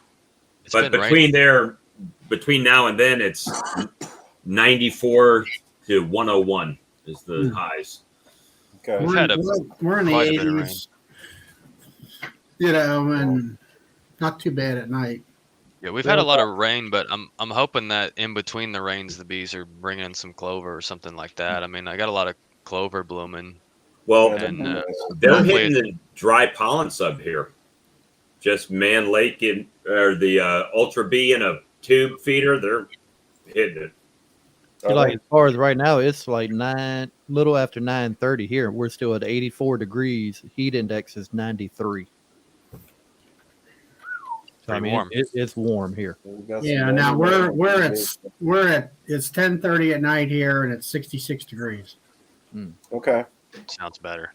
So you 20 degrees cooler than I am. Yeah. It's 80 Yeah. here right now. That's rain I see here. 68 degrees here in Indiana. Yeah, Brad, Okay. when I got in the car today, my temperature gauge was showing 99. Water decaying. Yeah, say Silver Gorilla. We were just talking to a fellow church and his sisters in Australia, and was it 4 nights ago? They got 27 inches in one night. So, Hey, I was watching this channel on YouTube, and I don't know the lady's name. She seemed pretty knowledgeable, but she's in Hawaii, and she's That's got Beekeeping Made Simple. I forget her name, but she's a blonde lady. yeah. I mean, she seemed really nice, but I was sitting there when she's talking about people overwintering their colonies and stuff, and I'm like, what do you know She about was? overwintering? Yeah, I was like, well, that's one video. I was kind of like, but what do you know really about overwintering a colony when I think it's 80 all year she long? kept them somewhere else besides Hawaii. Oh, yeah, there okay. was something in there. I can't remember, where but that I know was. who you're talking about. Yeah, I mean, she seemed really nice. She was just doing a live something like this, just Okay. her and people coming in. I Yeah. popped in on one of her lives. She seemed really nice. Carol. yeah. That's But in all fairness, though, Bob, yeah, if you don't realize it, that's kind of like listening to a proctologist give you a ocular, suggestion. No, I don't think so, kids. Well, I mean, it's kind of like there's techniques, right? There's practical techniques. Like when you go to school, they teach you practical application, but then when you're actually got your hands on it, it could be different, when you're actually doing it. So that's what you got to look at in beekeeping is the whole, hey, so-and-so's doing this. Well, that's great. But that's great for so-and-so, but it might not work for you. He's in Tennessee and we should have already done that down here a month ago. Well, that's why you didn't hear me saying anything when that other gentleman was on talking about upper ventilation and stuff, and he's quite a bit north of me. It's like, well, I have my own theories on that, but I don't keep bees up there, so I'm just gonna keep my mouth shut. You know what I mean? yeah, well put, William. And back to the, like one of my favorite rants. It's regional, folks. It is. It depends on location.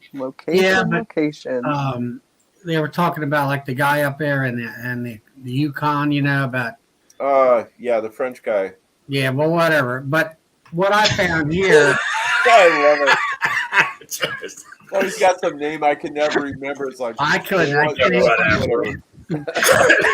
Thank you. I feel the same way, Charlie. Anyway. Well, what I was getting at is I got that one poly hive, which doesn't. I had let's see, one of the holes in the bottom of them opened up for ventilation on the bottom.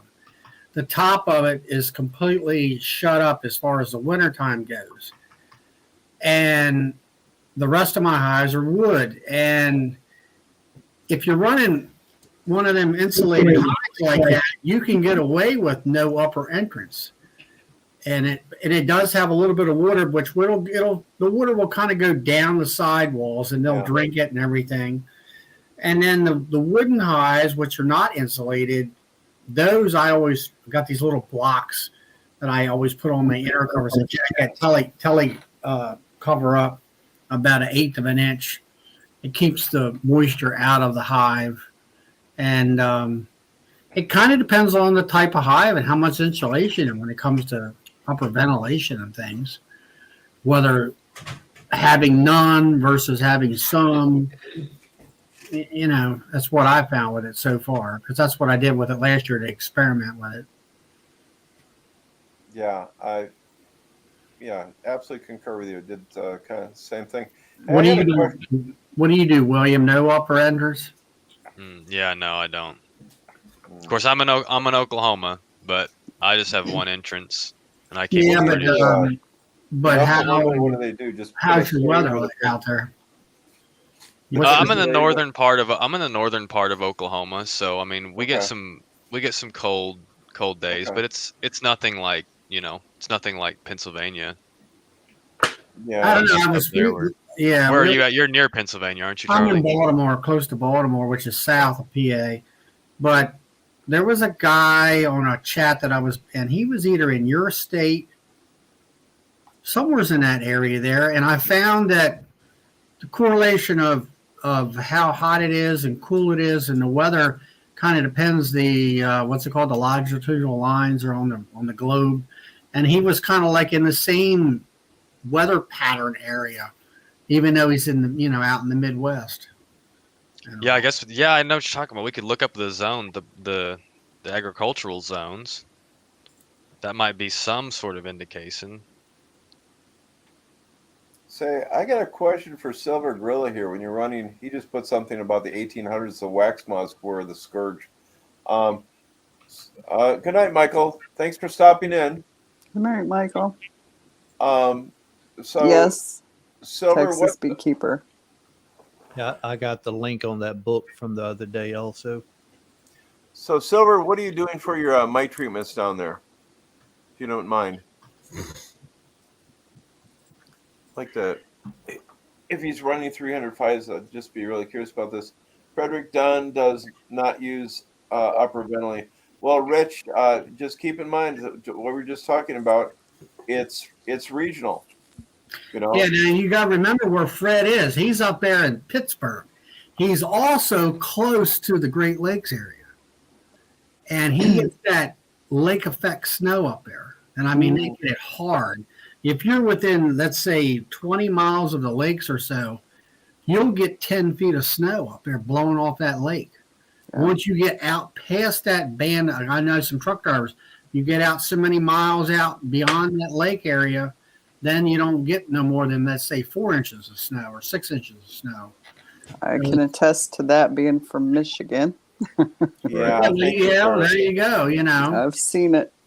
yeah, because they have some beekeepers that actually put it's not quite necessary, but they do put an upper entrance on, just so the doggone bees don't get suffocated by 3 feet of snow. So now, Mike, they don't get suffocated. There's no that is so bogus. oh, it absolutely is. It absolutely is. But I'm talking about like blowing crap, where they'll pack Yeah. in. That's all But if different. it gets I had that that high, happen to me. though, But yeah, wouldn't it thank you, help Charlie, because that is insulate? bogus. I'm talking Yeah, about the snow blowing, actually helps insulate. yeah, the blowing pack stuff that just plugs the entrances up.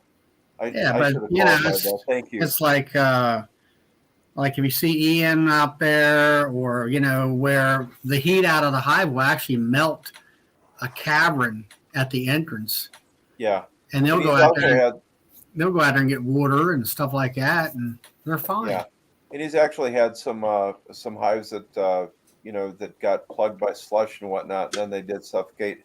But if you take a look at one of my videos with my friend Troy, we were going through some hives that the entrances were solid ice. And we go to put our head up against the doggone things. You don't hear any bees. Like, oh shit, we lost that entire hive.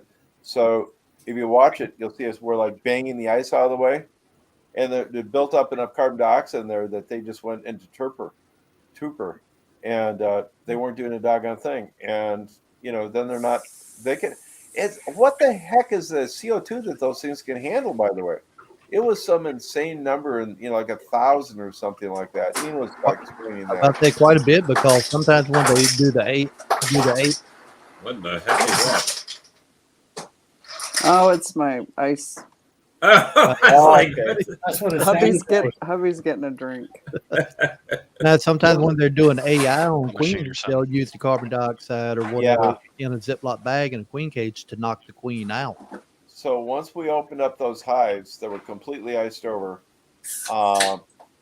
it probably about 30 minutes later we went over, and then you could hear them. They were getting fresh oxygen, and so they were coming out of it. And that's a pant wetter. When you see a whole crap load is frozen up, but thanks, Lee. Doing this, yes, Tooper or Turper. Torpor. Turper. Thank you. Torper. Something like that. Yeah. On the other hand, we had one hive on the hill here. And, I have yet to witness the torpor, whatever you call it. Yeah, you pretty much have to seal that whole box up. But we had one hive on the hill here facing south. And I went out there and it was just bubbling with bees. I mean, you're standing there in the snow listening to these things. And then we got like about 18 inches of snow, and it blew up in the south, and it packed, absolutely sealed all the entrances up. And I didn't go out there in time. I go out there and check them like 4 days later, and they were gone. But the thing about something to keep in mind that for people in the north, the upper entrances, that's fine. Do whatever you want to do. But one problem with those things, if you get a good wind blowing in there, it can blow in and you can lose all your hot air in the upper entrance. Create too much of a draft going through it. Thank you. I was looking for draft. Thank you, Lee. And yeah, I've seen those go. Triton, yeah, Minnesota. Yeah. Minnesota. Yeah, like DC saying, with the cold weather, it depends on if it's a wet cold or a dry cold. Wet snow or dry snow. Yeah, absolutely. Yeah, because bees can be wet Night, Cajun. or they can be cold, but they can't be wet and cold, just like horses. Yeah. Good night there, Brad. Yeah. So. Yeah, it's almost 11 o'clock here already. Oh dear Lord. Yeah, Okay. I'm gonna have to sign off because my battery's telling me. Here. Yeah. Hey, Sarah, you have where's your videos posted at? Under what? Just Sarah's Happy Hives. Okay. I'll drop her link again. He gets a commission off of that too. Just pick. Yeah, fully insulated hives at one lower entrance a year. Yeah, he's in Iowa. Yeah, thank you, Iowa. That's basically what we switched over to after screwing around with the Vivaldi boards and everything else. There you go, Charlie. That's Sarah's channel. Iowa, your gift made it, right? Your winnings? Pretty sure it did. For who? Iowa Lanes. He Oh, won one of the giveaways. I was gonna say I didn't win. Oh, I'm trying. speaking of giveaways, Sarah sells top hive feeders starting Tuesday. Look, I see? will be You notice there. how quick he was with that? He had it on the button. He hit the button, bam, zapped it up. Hey, and we got something else too. What's the HBD, right? We missed Sarah's HBD. You just had a birthday, right, Sarah? Oh yeah, May 15. Oh. Hit it, Lee. Happy birthday! I love it. Thank you. Thank you. So he's going to get the yabba dabba doo put in there. I'm going to work on it. Now, if you want the full picture for the giveaway for next week, just remember, make sure you go on this past Tuesday night live stream and leave a comment on both channels on Walker Bee Ranch and Kodiak Farm. Thumbs up and a sub, and you'll be entered for the drawing for next week. So that 5 frame, it shows 2 trays because it comes with 2 trays that go into the frame. Yep. So it's not just the plastic pan. It's actually what I do is when I'm not using the actual plastic piece of mine, I take it out and then it's just a feeder shim to put a sugar brick in or something. So Nice. it's just what you want to use, how you want to use it, or a spacer. I'm going to take off here, but can we do the rounds here? What are you guys doing this week in your bees? Honey harvest. I got to check supers at the out yard, and then I have to check the other part of my yard for queens because that one went queenless on me, and I don't know if anybody else is. So I got to look. Charlie, how's your grafting going there? I just I grafted 22 cells. I got 18 out of 22. I put them in the incubator today. I got a lady who wants a queen. I did some bee candy tonight to get that ready for her tomorrow. And I got to check supers if I can get a chance over the weekend with this rain coming in. Now, can't you just use this regular fondant for bee candy? I guess. I mean, I just use some marshmallows or something. No, I use K-Rose syrup and 10x sugar. Good night, Silver. Thanks for your input and visit. Well, I've been using Good night, Silver. that fondant that I bought for feeding that I sliced in. I just roll it up and jam it down in there. Yeah, actually, I never really thought about that, but that would work pretty decent. But I rolled it up. The only problem the problem with... I heard you roll it up. Yeah. Back in the day, probably. Yeah. The thing of it is, you got consistency, and all that. Right. Well, go ahead. Yeah. Well, when I get home, Mike, I do want to try to make some more splits before our flow completely dries up, just for the ease of not having to worry about robbing when I'm in the hives. You know what I mean? Yeah. So we'll see how that goes. Of course, I'm pretty busy, so. Sweating while checking bees. 103 degrees here Saturday. I've got to get some honey pulled at some point too, because I'm out of equipment now. As soon as I make, what you were talking about. That's right. Yeah, as soon as I make some more splits, I've got some of those little 4-frame nukes that I made over winter that I can put some splits into. But I mean, that's a short term house for them. There, I'll have to have something for them to. See, that's where my problem is going to be coming up, I see, in my near future. So I need to get the 5 frames into 10 frames, right? So I free up my 5 frames for my 2 frames. It's kind of a trickle up situation right now. Everybody graduating. Yeah, everybody should be graduating soon. So So I've got to make my splits. I've got to pull some honey, sell some honey, so I can buy some boxes to start getting ready for the winter. And I'll do I'll do some equalizing as I go, but I'll have to get a little bit more equipment, and I'll take from the big hives and boost up some of the splits that I've made and kind of just start trying to get them ready. I wish I had one of those box mills. Fall. Have you seen those box mills that they have? I saw a video where they got this machine that they just put the wood in, and it does all the finger joints, all everything, and good to go. They just make stacks of boxes. Lee, do you have a link for one of those, or? Yeah, he's finding it on Amazon right now. I'm gonna drop the Amazon link. Yeah, I'll drop one now. Yeah, no, this one of the guys here. He bought a wooden World War II ammunition wood box machine. So he put the boards in, cuts it, and jigs them up and whatnot, and kind of goes from there. Charlie, I got to ask here that what are you doing for a nectar flow right now? Do you have supers on, or what's going on there? Oh yeah, I got supers on. I mean, this nectar flow is between the rain kind of messing it up this year. It is light. It's slowing down quite a bit. Yeah. And by the end of July, usually the couple guys have told me like around the 20th of July, it really pretty much done. So I don't know whether I'll actually be able to put another 10 more supers on or not. I got about 34 on right now. Okay. And on 10 hives. So they're averaging 3 to 4 supers per hive. And as I can say, it's supposed to rain here Saturday, so I'm hoping I can work the bees Sunday morning and get that done before I go out and have a good time, per se, Sunday afternoon. So, and then Monday I got the queens will come out of the incubator, and I've already did some equalization out of my nukes, pulling brood out, pulling honey out, and putting them in 2-frame mating boxes. I like the ones behind there, and I locked them up for the last 3 or 4 days, and I did that last Saturday, I guess it was, and so I opened them up yesterday.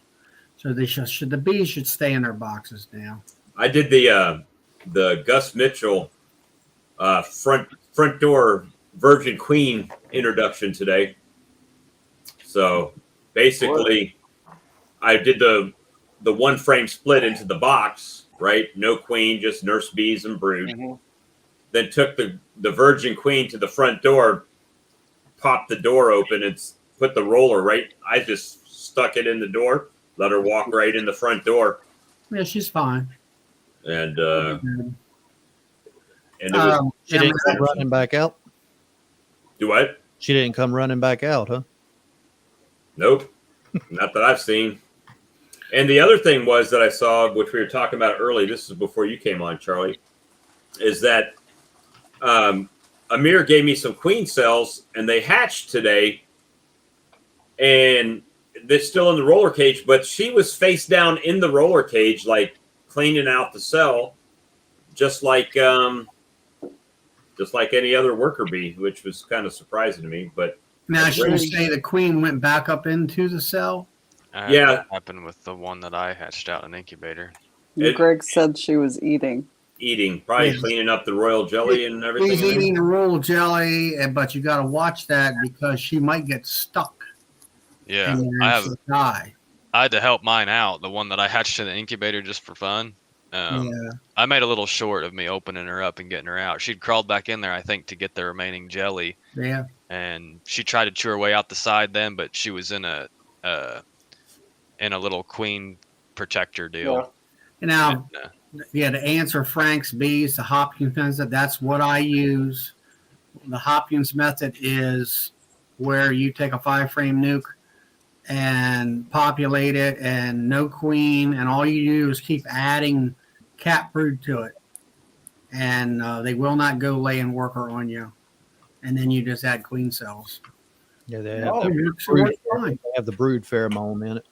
Yeah, it has the brood pheromone. They won't go laying workers, and what you want is those nurse bees coming into play, because those other bees are going to get old and all that. And then the main thing, like when I pulled that frame up, I guess it was this morning, You once they're capped, you take a look at those cups, those JZB cups, and if you know, like mine were blue, but if you see where they're filled with jelly, the whole depth of that cup, that's what you're looking for. You know, they got plenty of food there, and then usually they're going to have more when they hatch. They'll have more. They'll actually have something like the size of a racer head on a pencil left in there, which that's when you know you had enough bees in there. Yeah, You got that exactly. Exactly. You know what I did with the way I set up that hive is I had 5/5 frames, and I took the top box off, shook all the bees out of the top box into the bottom box, and Right. it's just jam packed. And then I've added a couple frames of cat brood here in the last week or so. And they're not too happy with me because they're queenless, but they do a great job making cells. Well, that's what Amir, that I went out to his place today, he does the same thing. Basically, makes a queenless colony, and then just adds some extra bees in it, and then takes his grafts on his graft bar and just drops it in the middle, lets them cap it up, then moves it to a finisher, and then I was going to try. I do have a double screen board, and I was going to try where you basically it's kind of like a cloak board idea where you put the queen upstairs and you put your cells in the bottom box, and then all the foragers come back in and everybody makes cells. Benny and them talked about it at Hive Life and in Sutton. You left them in there for 2 days to draw the cells. Then you switch or reverse the boxes where you put the queen on the bottom board, and take out the double screen, put a queen excluder on, and put that cell on top, which makes it a queen right hive. But they still will draw out the queen cells because they look at those cells as just cells. Right. But I just got an email from one of the guys up in Pennsylvania. Yeah, he was going back to look at his cell builder, and he does cloak board. Well, he had 30 plus cells in there, and he only had 10 left because the rest of them are torn down. So somehow some queen got up through that queen excluder or something. So I'm not sure whether after reading that thing, I'm like, I'm not sure whether I want to do that style of method. I know I don't have a queen. Well, I did. Before I put them cells in, I'm going through and looking at the brood and looking at the pollen, and I had put a frame in there that was just a foundation frame, and they was all wax. Well, they had about an 1/8 inch of wax, and here's a darn egg in every one of them. I'm like, where's a queen at? There's supposed to be no queen here. And I found her in there. She either flew in from mating flight, or I somehow transposed her from pulling a frame of brood out from someplace else, like out of a mating box. Okay. And she was on there, and I didn't see her. So, but it's the problem I've had here lately is, you're fighting the weather and it's overcast and you can't see. It's not bright sunshine, and they'll hide on you, especially if it's a dark queen. Yeah. And that kind of stuff. But yeah, they're tricky. On Daisy's question right here, a lot of times they'll start feeding several days before they even start the grafts on their starter hive to get their nutrition up. That way they're more prone to make more of the royal jelly. Yeah, what you do is you prime that hive by putting in a frame of eggs in there for about a day or two, and they'll get all wound up about making royal jelly. And then when you're ready to put your graft in there, you pull that frame out of there and put it back wherever you want to put it. But then also you go through every frame if you're not sure if there's might be a rogue egg here or there, and they'll try to draw a queen cell on one of them other frames, and you don't want that to happen. And shake the bees off. If you're trying to do that, you shake all them bees off so you can get clear sighting of any volunteer queen cells. That's more or less what I did when I made my starter finisher. I like Bob Benny's method, but it doesn't work with my schedule. So I went through and I took frames of only capped brood from all of my colonies to get a full 10 frame box. And then I took one frame that had a bunch of eggs and young larvae, and I put that in there. And I let them go ahead and make cells on that one frame. I came back 10 days later and I pulled that frame that had the queen cells on it and put my graft in it. And then, like Charlie said, I had to go through and make sure there weren't any stray eggs throughout the whole entire colony. But what that did for me is all of that cap brood had time to emerge and then get to the correct age to make cells themselves by the time that I entered in my grafts. So I'm trying to stimulate them to make queens, but also get a bunch of bees at the correct age at the right time. Yeah, you want them, when they hatch out, they're going to become nurse bees, and that's the ones you want. Yeah, so I came back 10 days later, and of course I shook bees in there as well. You know, I mean, I made them absolutely packed. Yeah, that's what you want. Now, something that I just did, and I knew about it for a year or two. The first graft I did, it's in that video I put out, and it had some cross comb or whatever. Yeah, I think they got a different name for it, but cross comb between the cells. So this last graft, I took that frame into my sander, horizontal sander, and I ground them ears off, the shoulders on that frame, that grafting frame, where it's only the width of the top bar. And that, I don't have any brace, cross comb or anything like that. Yeah, brace comb. And, brace comb, yeah. Brace comb, or they call it webbing. Webbing, that's what they usually call it. Webbing. Where you bring that pollen frame and that nectar frame tighter to themselves. So they. Oh, okay. Yeah, they try to build they try to go from like JBZB cup to one another, and they build actually right where the cells are, and then they build around your cell, which makes it kind of it's a pain. Annoying. Yeah. Well, I didn't have any of that problem this time. Once I got rid of that, I brought that width of that frame down to almost the width of what the bar is, and all. So it seems to be working. And then other people will also say, like a hive, like you're describing there, put a frame of foundation in there and give them something to do as far as drawing wax. Yeah, and wax where they need it. Richard Knoll does that in his boxes there. Yeah, I've done that. That works. And like this last round, what I did on my nukes is I took a inner cover. I don't use frame feeders. I just never bought them. I never liked them. They look like to me they'll drown the bees. But anyway, I took an inner cover on a nuke, and then up in the upper left-hand corner and then lower right-hand corner, I took one of them feeder jar lids that you screw on a mason jar, and I put a black circle around, or took a Sharpie, drew around it where I wanted that thing to sit. And then I always make sure that lid's got those small little circle holes in the middle. And then I bored a hole about 1.25 inches in diameter, I think, where you can invert that juice jar, and it's just enough hole there for that liquid to be able to get, so the bees can get it. And I fed them. The first time I didn't feed them because there was plenty of nectar coming in. And this last time, because of the rains and whatever, I put a pint jar of Pro Sweet on there. And they took it all down. But I made sure I looked at the jelly in the cups, and it looked good. So I don't know whether that had any more effect on them or not.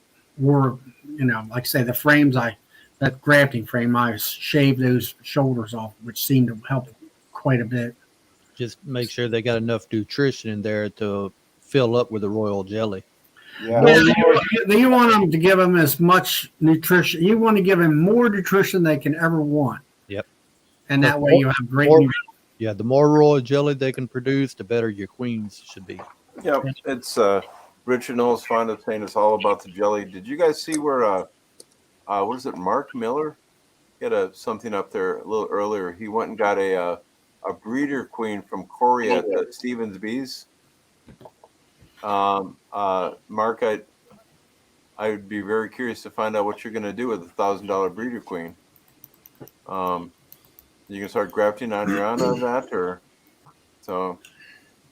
That's a spot of coin to play there. I hope it goes well for you. Yeah, I'm not. He had her in a push-in cage because when they're a breeder queen and she's most likely AI inseminated, there's something I forget different about them that they, for acceptance and all that stuff. It's like the bees just know something sometimes, Yeah. That's kind of spooky. I think they do. It's weird. While we talking here real quick, I just got a text. My little great niece is watching the show live. So, hey, Kylie. Oh, that's why you got more viewers than me. Hi, Kylie. He's on TV. Hey, Kylie. I love it. So, I mean, I don't know. For me, grafting is, I think it's one of the most rewarding and fun things there is in beekeeping. And all, you're grafting, and to me, I always call it a game. How good can you graft? The bees will let you know. I've been averaging, averaging about 80% success, which is decent. Now a couple of years ago, I had one where I was grafting, I don't know, let's say 20 some cells. I don't normally graft a whole lot as far as cells at one time. And I got 100% acceptance rate, which is nice, Wow. And that's better than my 0. Last year I tried. None of them took. Well, that's why I put in this series of I haven't actually I don't actually have any cameras to be able to show you how to take the Chinese grafting tool and do it. I can explain it. I have one camera that whenever I do graft, I'm going to set it up because it will look all the way down in the bottom of the cell and zoom it full screen.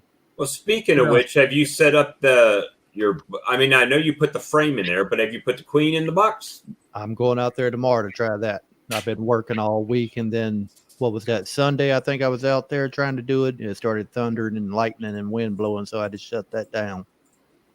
Well, you guys all have a good night. My phone's about to die. Yeah, I got to get off here at some point. Okay. Mike, Lisa, William, thank y'all. I had a great time, guys. Chat, Thanks. guys. Lots of knowledge. Thank you for everybody staying. We still got 38 people watching. Holy moly. Frank here came back about the Hopkins method. He's laying the frame on top of the hive. And they'll do it that way. All right, I'm wrong on that, Frank. It's not the Hopkins method. It's the Clemens method. That's what I use, is the queenless hive where you just keep adding brood. That's Clemens. Hopkins is this method here. But try the Clemens method where you just add brood to it, and that's the end of it. And let it go.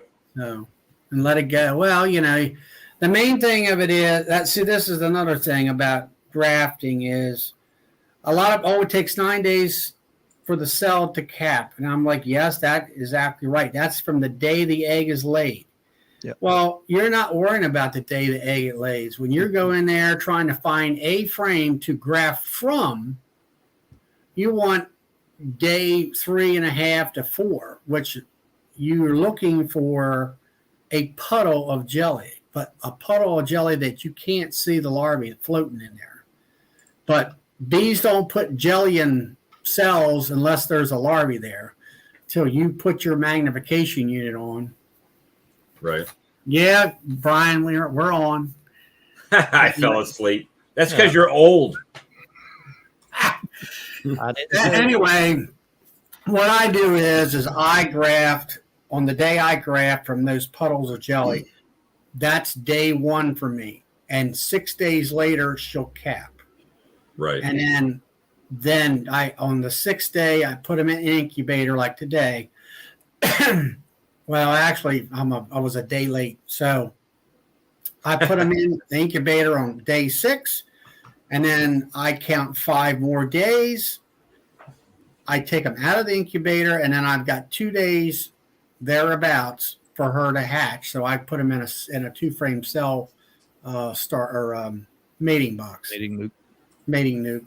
And because you don't know whether she, that larvae, how many hours old that was. So it's going to, you might be a day and a half before she hatches, or it might be 2 days. Right. You just don't know. You got a plus or minus time frame there, right? Because you don't know exactly when that cell came out. So right, you don't. But let's see his name.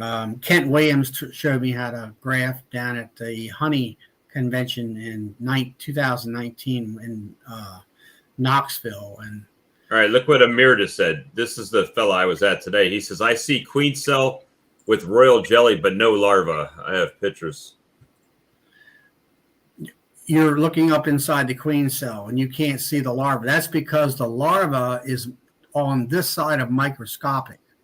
Wait a few more days and that larva will grow, and then you'll be able to see it. A lot of times they're almost the same color. And then they set down in it a little bit. Yeah, but that's what I tell people in my videos and anybody else's, like tonight. You're looking for puddles of jelly. You're not, if you see the larvae, it's too old. With regular glasses on or no glasses, And then when you put your magnification unit on, of course, there's somebody out. I mean, there's like the one guy who was here at the house. He's 20 years old at the time, and he didn't need any magnification. He could see it, Well, what I find is when I'm going out to the colony to trying to prep myself for the eventual grafting, I'm actually looking a little bit harder in the cells that I'm seeing white in, right? The milk, the royal jelly, just to see if I can see any little larva on there or what. So you're saying if I can see her at all, done? That's too old? Too old. I mean, you might, if you can just barely make her out, she'd probably be okay. But that's my premise, is the younger the larvae, if it's within 12 hours of hatching, that's what you're looking for. But for me, I got regular glasses here, and I'm out there in the yard, and I'm like, all right, I can see eggs, and I can see these great big, fat larvae in there. And then in between that area there should be just jelly. If you can just see jelly. But now I've seen them where they're real small larvae. You can even see the little striations on, or at least I can, on the larvae. Right. And I'm like, if you can see that, that's too old. If you can just barely see it, I would go with that one. You can go with that helmet there, any of them, really. I got one. It's got like a jeweler's helmet off of Amazon. And it's got a little light, but that little light is junk. You need a LED flashlight from the local hardware store or the pharmacy or whatever. And the little light on that one there surprised me. It was fairly bright, but I mean, it's adjustable. The light, you can move. Yeah, mine is too. It brightens it up a little bit, but I want to take that light and I want to angle it to where it kind of makes that larvae glisten in the light. And then you'll see, is it this way, the C, or is it this way, or is it this way? And you better be coming in from the backside of the C with your Chinese grafting tool, if that's what you're using, and pick up the jelly along with her. All right, guys, we got to bounce. Yeah, we'll be here all night. Quarter after 11, I got to go to work. So, all right, it's great. We still got 40 people here. So thank you, everyone. Please like, share, and subscribe to everybody. We definitely appreciate it. Come Tuesday night for sure. Probably Sunday night. One night this weekend. I'm sure we'll be live again. All right. We'll see you. We'll see you guys on the next show. Y'all have a great night. Thank you. No, see, now you got to wait, Castle. You got to wait for another 24 hours or so. He got to hang in with us to start with. Right. See, the old timers falling asleep on us. Either he was tired or we were just boring. I don't know. Good night, guys. Thank you for all the super chats and super stickers and everything. And, the subscriptions, everything everybody's doing to help support the channels. We appreciate it. And buy the Beeking Bad shirt. That helps me directly. Appreciate you. Y'all have a good night. All right. Good night, guys.